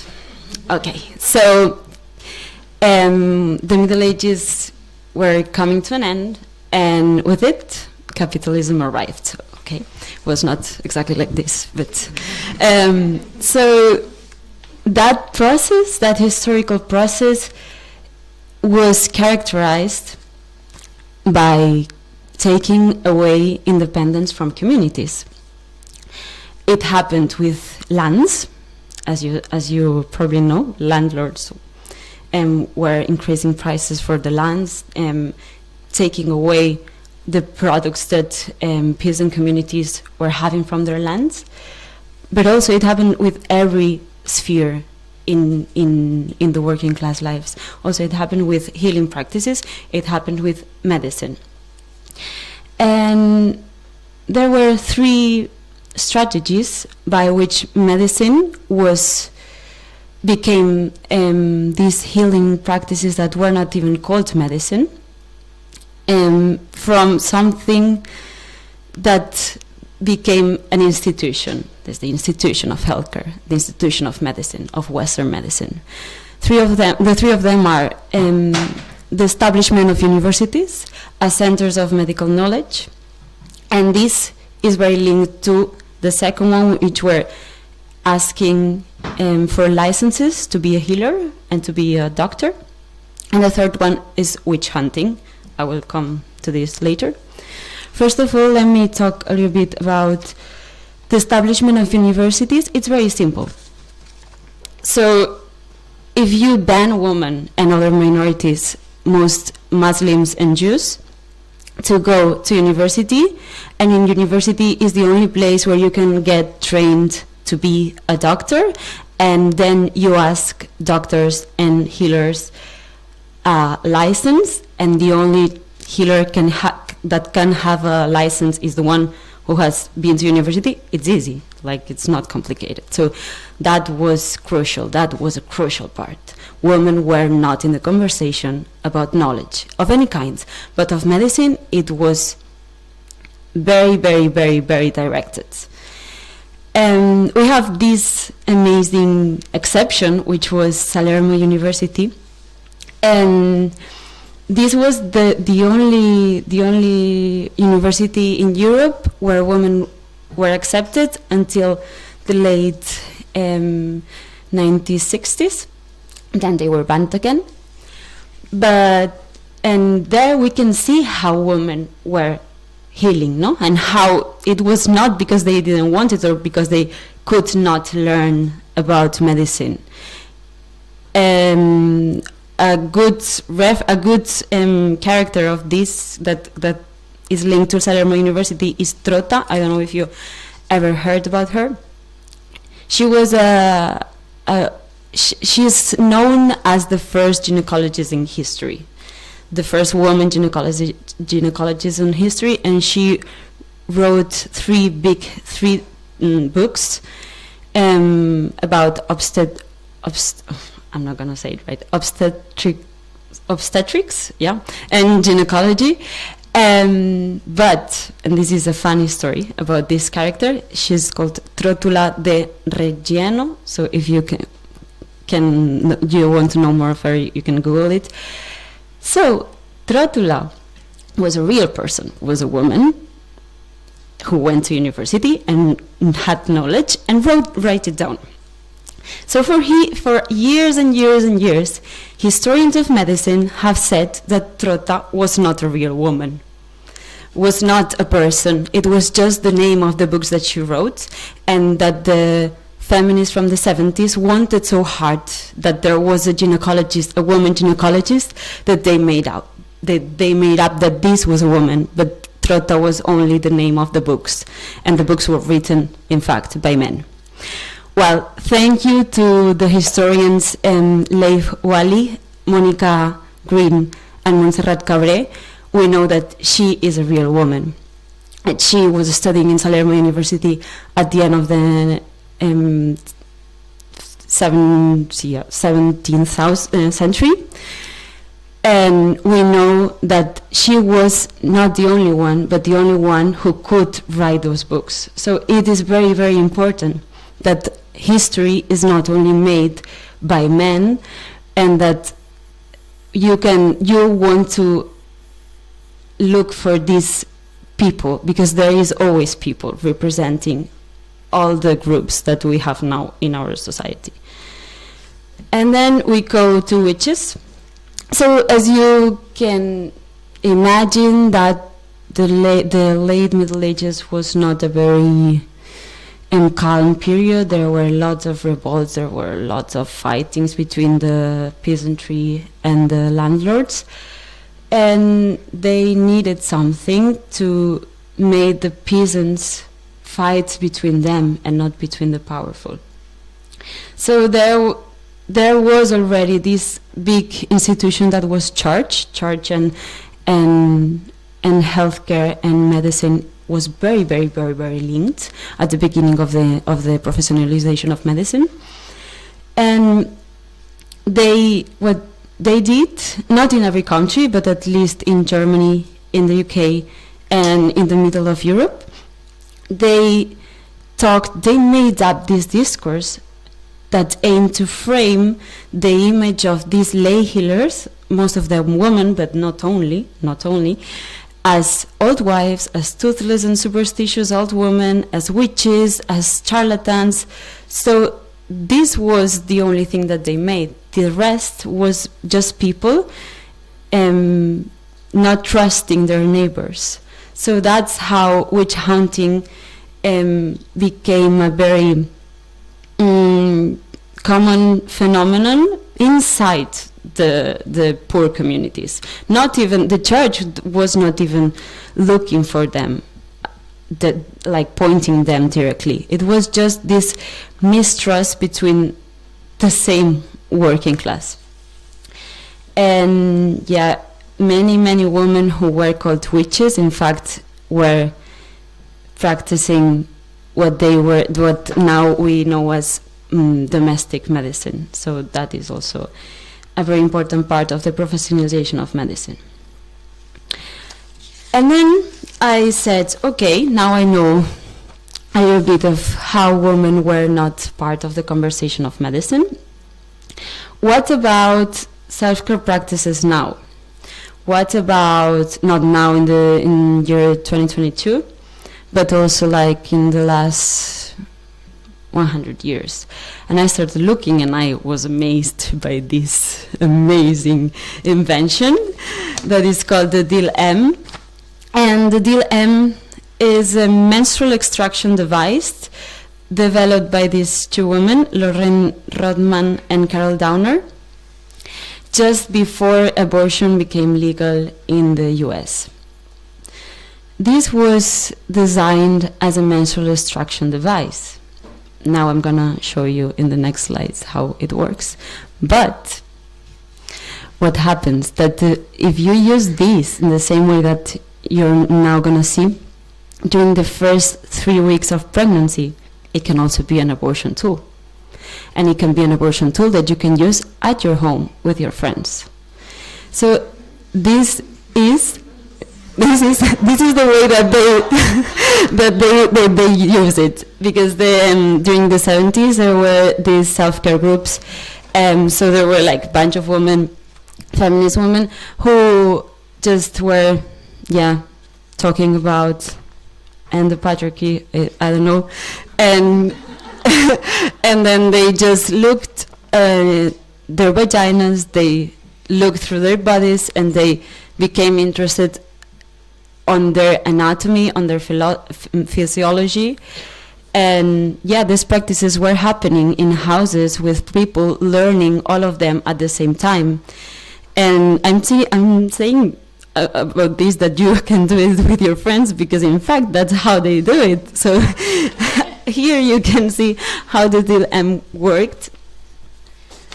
First of all, you have to have an inspection of your uterus to see that you're having your period, at which day of your period, of your cycle you are, blah blah. And it's also nice to do it with people, because sometimes, well, as you can see, this process, it's not very easy to do it on yourself. So it's also nice that you are with people who have been trained before, who have been done this. But this is not a complex process. It's not. You know, you don't have to be a nurse. You don't have to be a doctor to do that. It's very easy. And the fact that these women were amazed by this, and the fact that I was amazed when I found out about this, it's how isolated we are from our bodies. Because this is very easy. It's not rocket science at all. So, well, this will be the first step for using the DIL-M. Then you have, as you can see, you do it yourself, but you're being supervised by friends or, whoever. And then it's a syringe, so you just do this, and you can get all of your menstruation at the same, like you can get rid of your menstruation at once, which is amazing because you are not bleeding for 1 week, but also it alleviates a lot your pain. And it's a very, very, very easy, it's handcraft almost, like you don't need, it's, you know, it's a glass jar, a syringe, and a tube. It's something that you can do at home. It's something that we are not using at all. We're not doing this at all. We find this, at the beginning I was laughing when I saw these pictures, but it's amazing. You can do it at home with your friends if you want. You can do it now. So, and this is how it works. So self-care, as you can see, is an opportunity. It's also a challenge. Now I'm going back to what Lucy said, that the medical institution has marginalized some groups of people by ignoring them or by trying to get something from their bodies. And there are some groups of the population who have suffered from this more than others, of course.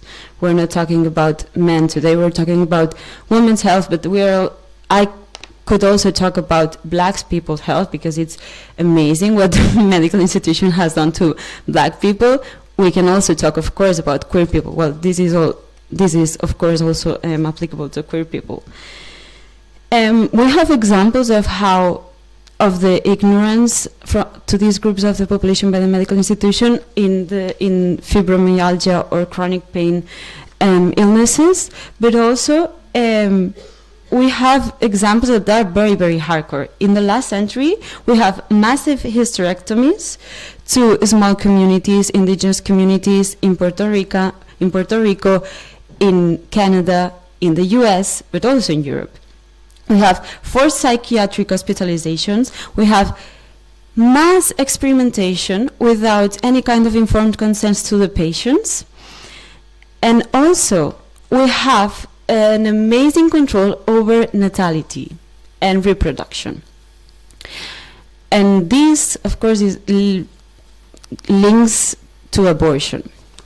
Abortion is a very political issue. It's not medical at all. Like the conversation, the discourse, the conversations about abortion are never only about healthcare. Never. So now I'm going back to where I started. I started saying that I did my research in Women on Waves and Women on Web. Women on Web, you can find them online. In Instagram, they are called the Abortion Pill. They have a website called womenonweb.org. And what they do is they give information about abortion, about telemedical abortion. I'm going to talk now about what's telemedical abortion. And you can also get the pills to have an abortion at home. So this, for me, it was kind of a new version of the recipes books of women who were called witches from the Middle Ages. And I was like, at the beginning, a little bit petrified, like, how am I gonna do an abortion at home alone with pills? But then I saw these groups of women using the deal M by themselves.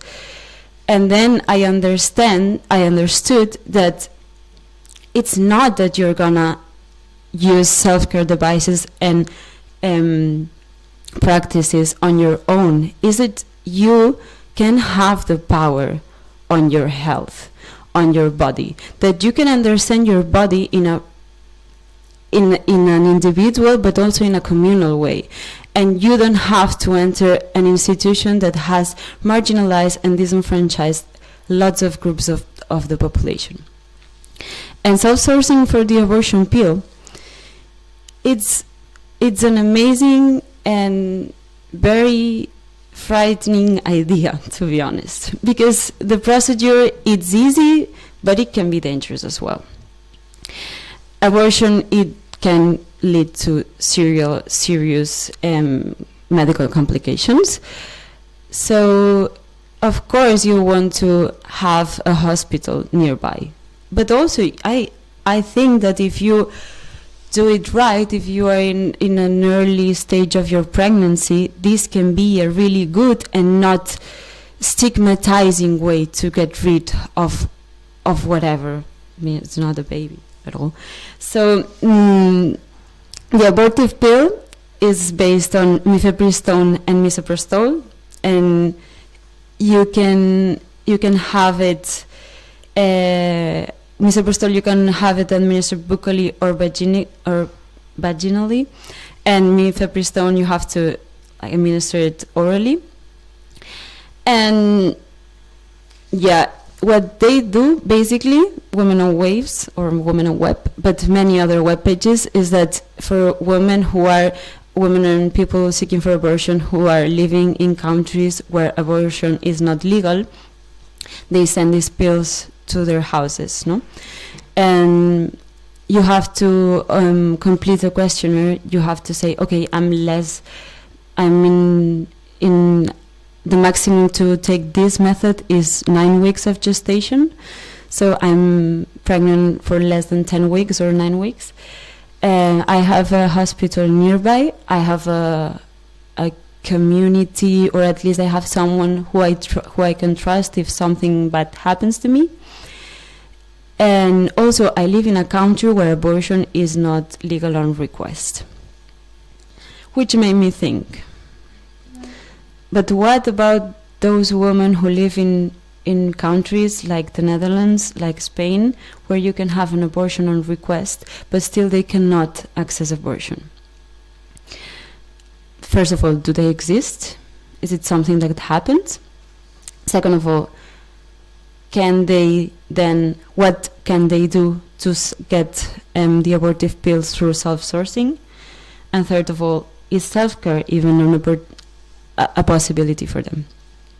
To the first question, here you have. This is the map of shame. This is a map that shows the countries with liberal abortion laws. In dark green, less liberal. In light green, the countries who have the most liberal laws, which is, as you can see, Spain, the UK, and the Netherlands.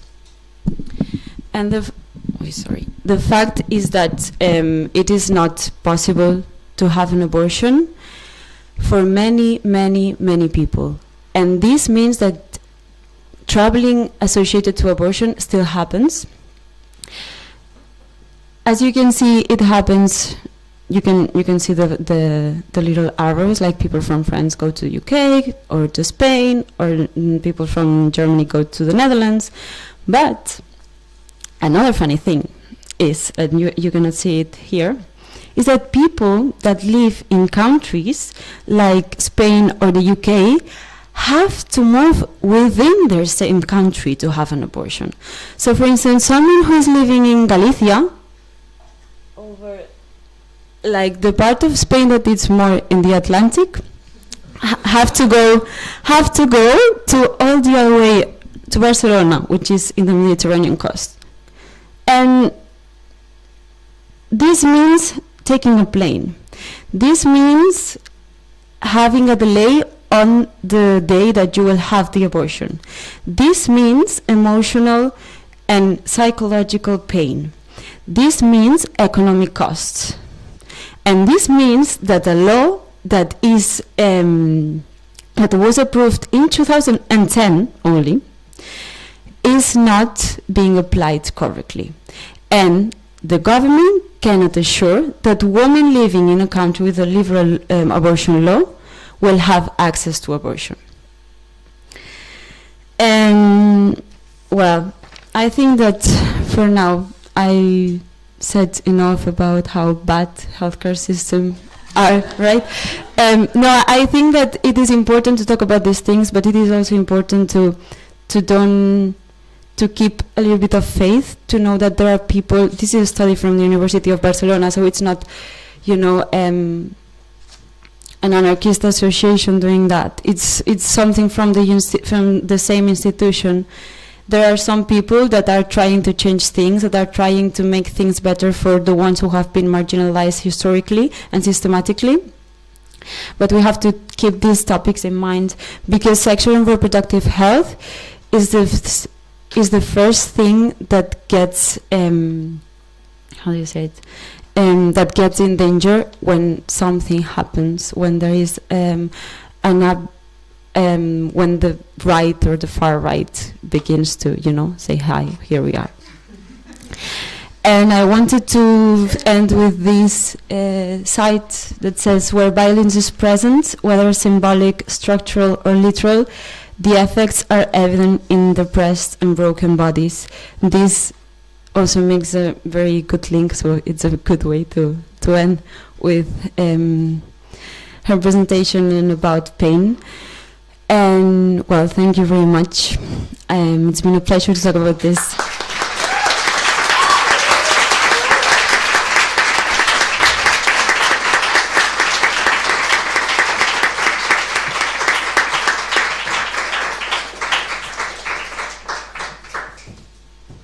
Thank you so much.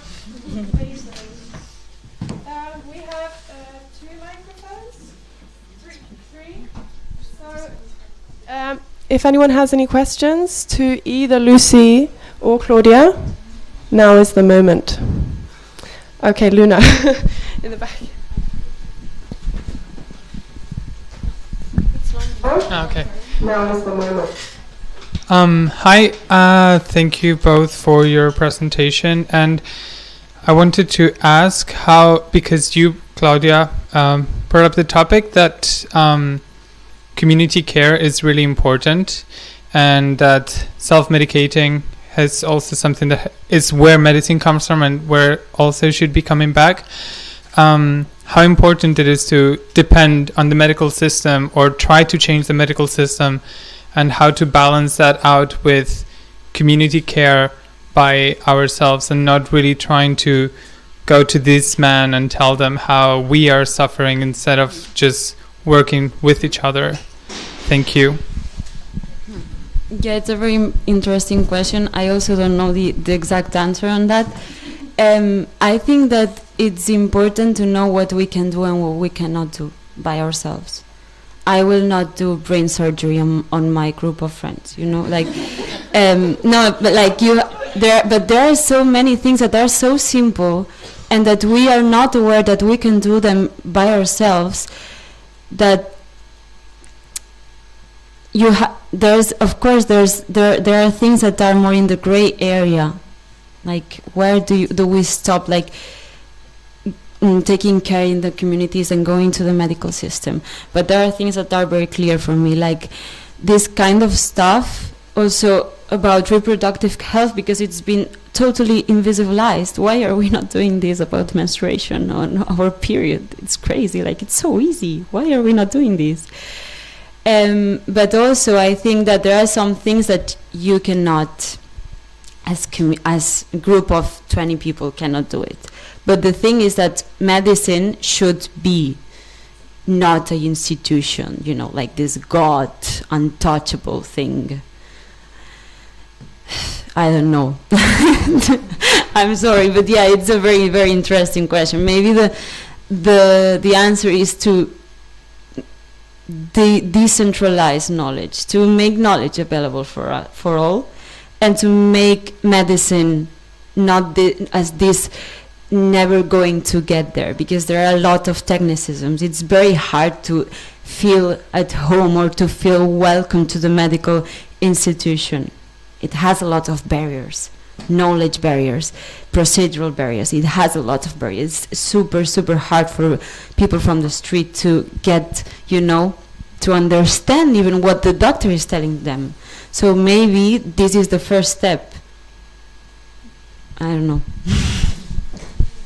Someone else wanted to ask a question? Okay, because Cláudia, because you were saying that self-sourcing in the Middle Ages was very much linked to class. So I understand that these self-sourcing practices or self-care practices were specifically practiced by lower classes. And I wanted to come back a little bit, like, what about like self-care practices or self-sourcing today? So does this also have like a class, like how does it relate to class?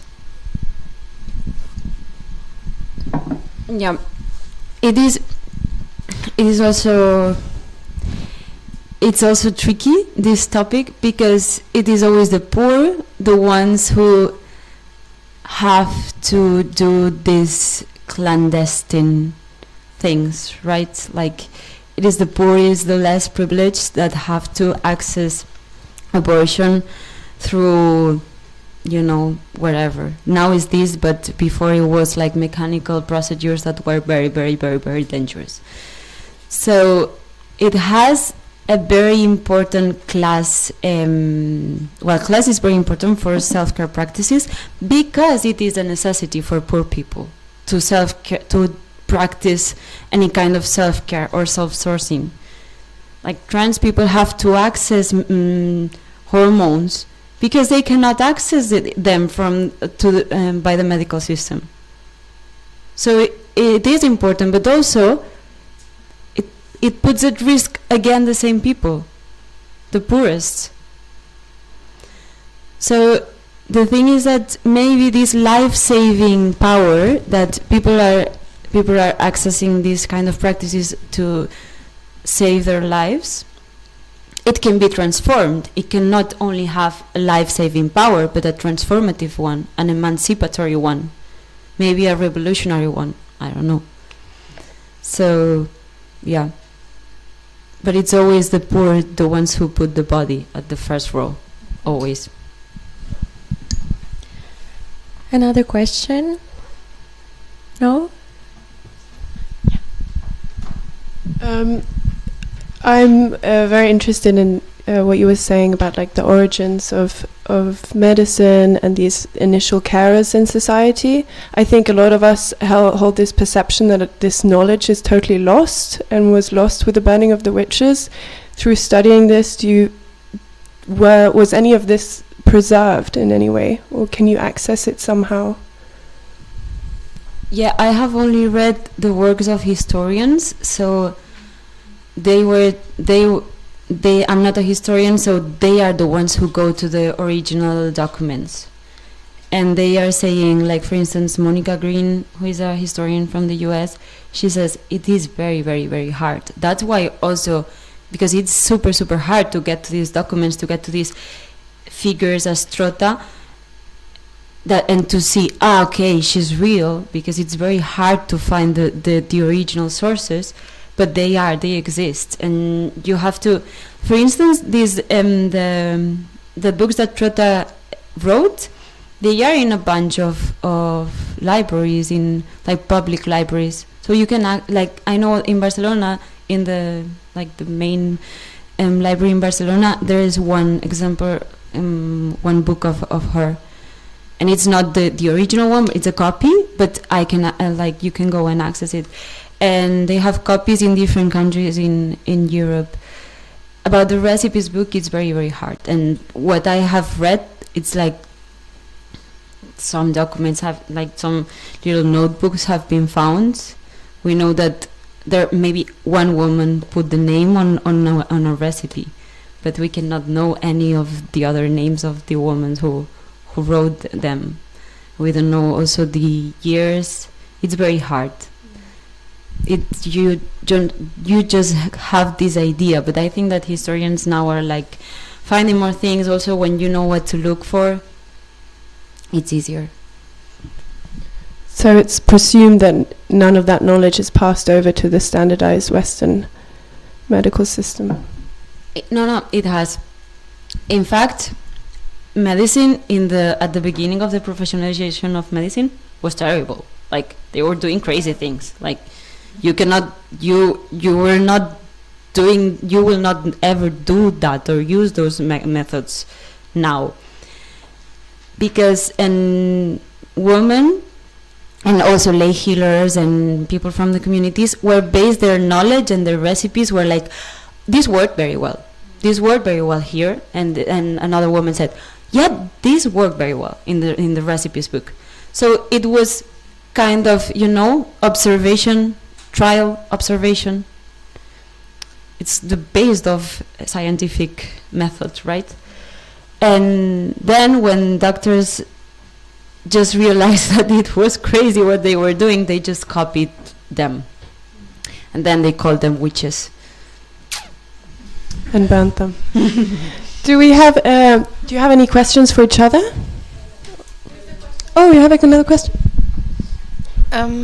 This question is for both of you, but have you guys looked into, like, what are your beliefs about more herbal remedies, like, in conclusion with pain and, like, chronic pain, but also, I guess, kind of with witches, it's more herbal? I don't know. Yeah. Honestly, I've not really come across many effective herbal remedies that have been reported, like, consistently throughout. Oh, hello. Hello. Yeah, I'm not so knowledgeable about herbal remedies and those kind of things, but I do know that when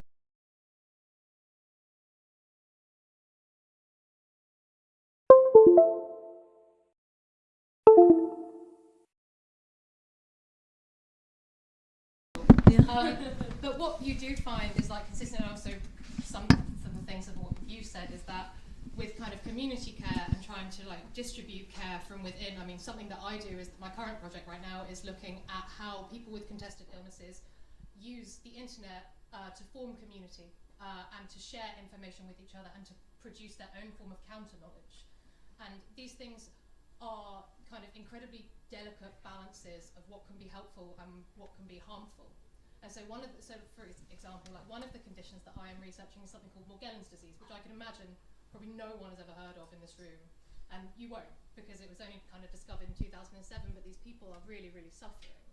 And so there are lots of very, very helpful things kind of out there on the internet, but you also find that within people's stories, when they are so isolated from medicine, and particularly when they can't form community and communicate with each other, then they do incredibly dangerous things. Like, for example, one woman self-published a book on Amazon, which I bought, and it's absolutely fascinating the lengths she would go to try and heal herself, to the extent that she was doing chlorine enemas daily. And that was because she didn't have anyone who she could talk to about it. And then when she found herself kind of immersed in a community and they could talk about these care practices that they were doing and all of the different kind of remedies, then they were actually able to find something that would be able to help. And kind of coming together and collectivizing in that manner means that you are able to actually produce your own form of lay knowledge, which you can then distribute and help like thousands of people across the world just from doing it on a Facebook platform. I think. So sorry, not much to do about herbal remedies. I'm not knowing all that much about that. But the remedies that people come up with are incredibly creative, but they can also be quite scary. And we'll take one last question. So there's a lot of people here, but I am a medical student on my second year, and I'm sorry about it. But for the herbal remedy thing, I just want to say that medicine is built on a capitalist viewpoint.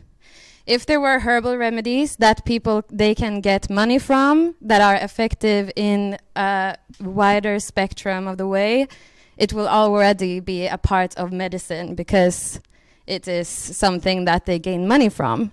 So even though that's a lot, it is very interesting and you should be very curious about it. Just have that in mind that if it would be like 100% effective, we would not talk about it as herbal medicine, just regular medicine. It is already capitalized on, it's just that it's not reimbursed. Like, yeah. Practitioners are just very expensive to go to, but they do exist. Yes, of course. So there's this I think they try to discreditalize each other when they're actually the same kind of practice. So like you try to make like herbal remedies, whatever, and then you have this kind of, and then prescription medicine that's synthetic. But they are the same kind of practice. Like you are still developing things that are, I think it's a way to discredit each other in a way that you should not do. So if you think that a herbal remedy is good for you, just look for like PubMed or like medical text about it as well. That's my point. Not that you should just discredit it as everything, because sometimes it helps. Like collagen is really good for your hair. Should I switch the mic? Should we take one more? Yeah. One more question? I think it's not on. Yeah, it's on. You can just speak up. Yeah. I'm just wondering, because you both talked about internet, and I'm just really curious, like, yes, you can. Okay, but it's like it's been a while since like Web 2 has existed and has enabled these exchanges, and still we haven't come up really with a platform that enables this sort of like, I don't know, decentralized knowledge, as you mentioned. So I'm wondering, isn't there also a sort of, I'm talking from my own perspective, I don't know, but this feeling of like not wanting to share what works because you're also afraid of getting responsible for the, you know, in a way that like institutionalized health is ready to get sued but have great lawyers on their back. I don't. So if I put on the internet that I have to, for example, like put boric acid in my vagina, I, you know, don't want to get problems with that, you know, no matter how great it can be for myself. So, I mean, I'm always having to think about that because we have the platforms to exchange. So why is that not really happening on a bigger scale? I think, is it on or no? Well, okay. I think it's happening. Like doing all this research really showed me amazing dark webs, like deep internet places. I was amazed from them. One of them is Ginepunk. Really check this out. It's really, really, really funny and really interesting. But the thing is that I think it is a thing for certain groups. Like, you know, it's very... Like, I have some trans friends who are all the time looking at these websites to get their hormones. Of course, because for them is a necessity. Also, if you have an abortion, then you will start looking at this, and then you will see, okay, there's a lot of knowledge accessible through internet. Also, internet is very, very big, so you can find these amazing websites where you can order your pills and then you have them home and have an abortion home. But you can also go to the Christian page that say keep the baby, blah blah. I think that this knowledge sharing comes from necessity. So when you are in need, then you found those places. And I think that it's not like more, I don't know what Lucy thinks, but maybe it's because we live in countries in which more or less healthcare systems work, maybe worse than bad, you know, like, but at least you know that you have hospitals, you have clinics, so you're not, or that when there's something like this, you need people because you don't understand your body, you don't understand what's happening to you. But if you have, I don't know, whatever, you just go to the doctor and maybe you will get a cure. So I think that we still have this trust in the institution of medicine. So it's our first way to go. I've forgotten the question. I'm so sorry. What was the question? The question was more about like also maybe feeling a sense of responsibility in getting your cure away. Because then what if something wrong happened? Yeah, and that is something that does happen, is the thing. And the things that are being shared within the groups that I am researching are more along the lines of recommending what doctor to go to because that person won't tell you that you're depressed and that's why you have pain. What different form of like light therapy. The majority of the things that are being suggested within the groups that I focus on are medical in themselves or done for profit, which is also a shame for access. But these things that they're sharing usually would violate community guidelines if they were ever recommending anything that was potentially dangerous, and so they are removed from those things. So those kind of sharing of things that could be potentially harmful don't really happen in the areas that I research. So, yeah. Also want to answer to this question. Is this mic working, Linda? Yeah. Yeah. It's just too many were like, I just wanted to say that when it comes to, you know, the responsibility of or the fear of being responsible for someone else's health, the things that might be working for someone are not universal, also because bodies don't have one single condition that they have to be treated for. So what works for you might not work for someone else. And I think that most of the people that are seeking this kind of treatments or online are aware of the crossing of different conditions that might not make you eligible for that treatment that might be working for you. And, you know, when it's about something like herbal medicine, it continues to have a witch hunt. And that's, for example, why marijuana is basically criminalized, even though it can help a lot with pain relief. There is no profit, or there is not really a controlled way so far for pharmaceutical companies to profit themselves for it. So they prefer to criminalize it instead of allowing people to have this treatment and tell them that it could be a possibility for them.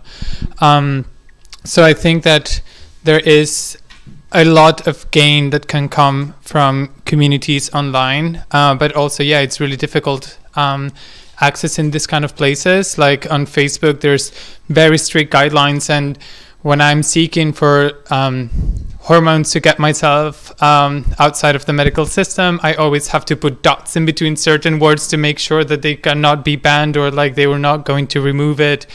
And there's always this very controlled place that you're trying to surpass and get in between the little lines that you can to access a lot of knowledge.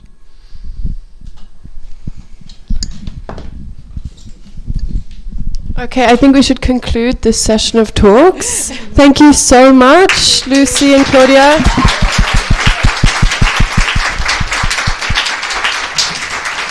Also, to everyone who's new, the Pepper won't be serving in here today, but you can buy drinks in Forbid Gallery. Check out the exhibition and the publication. We have some of the interviews that we collected.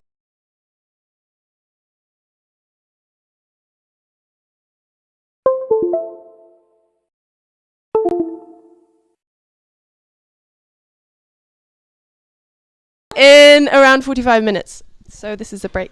Thank you. Thank you.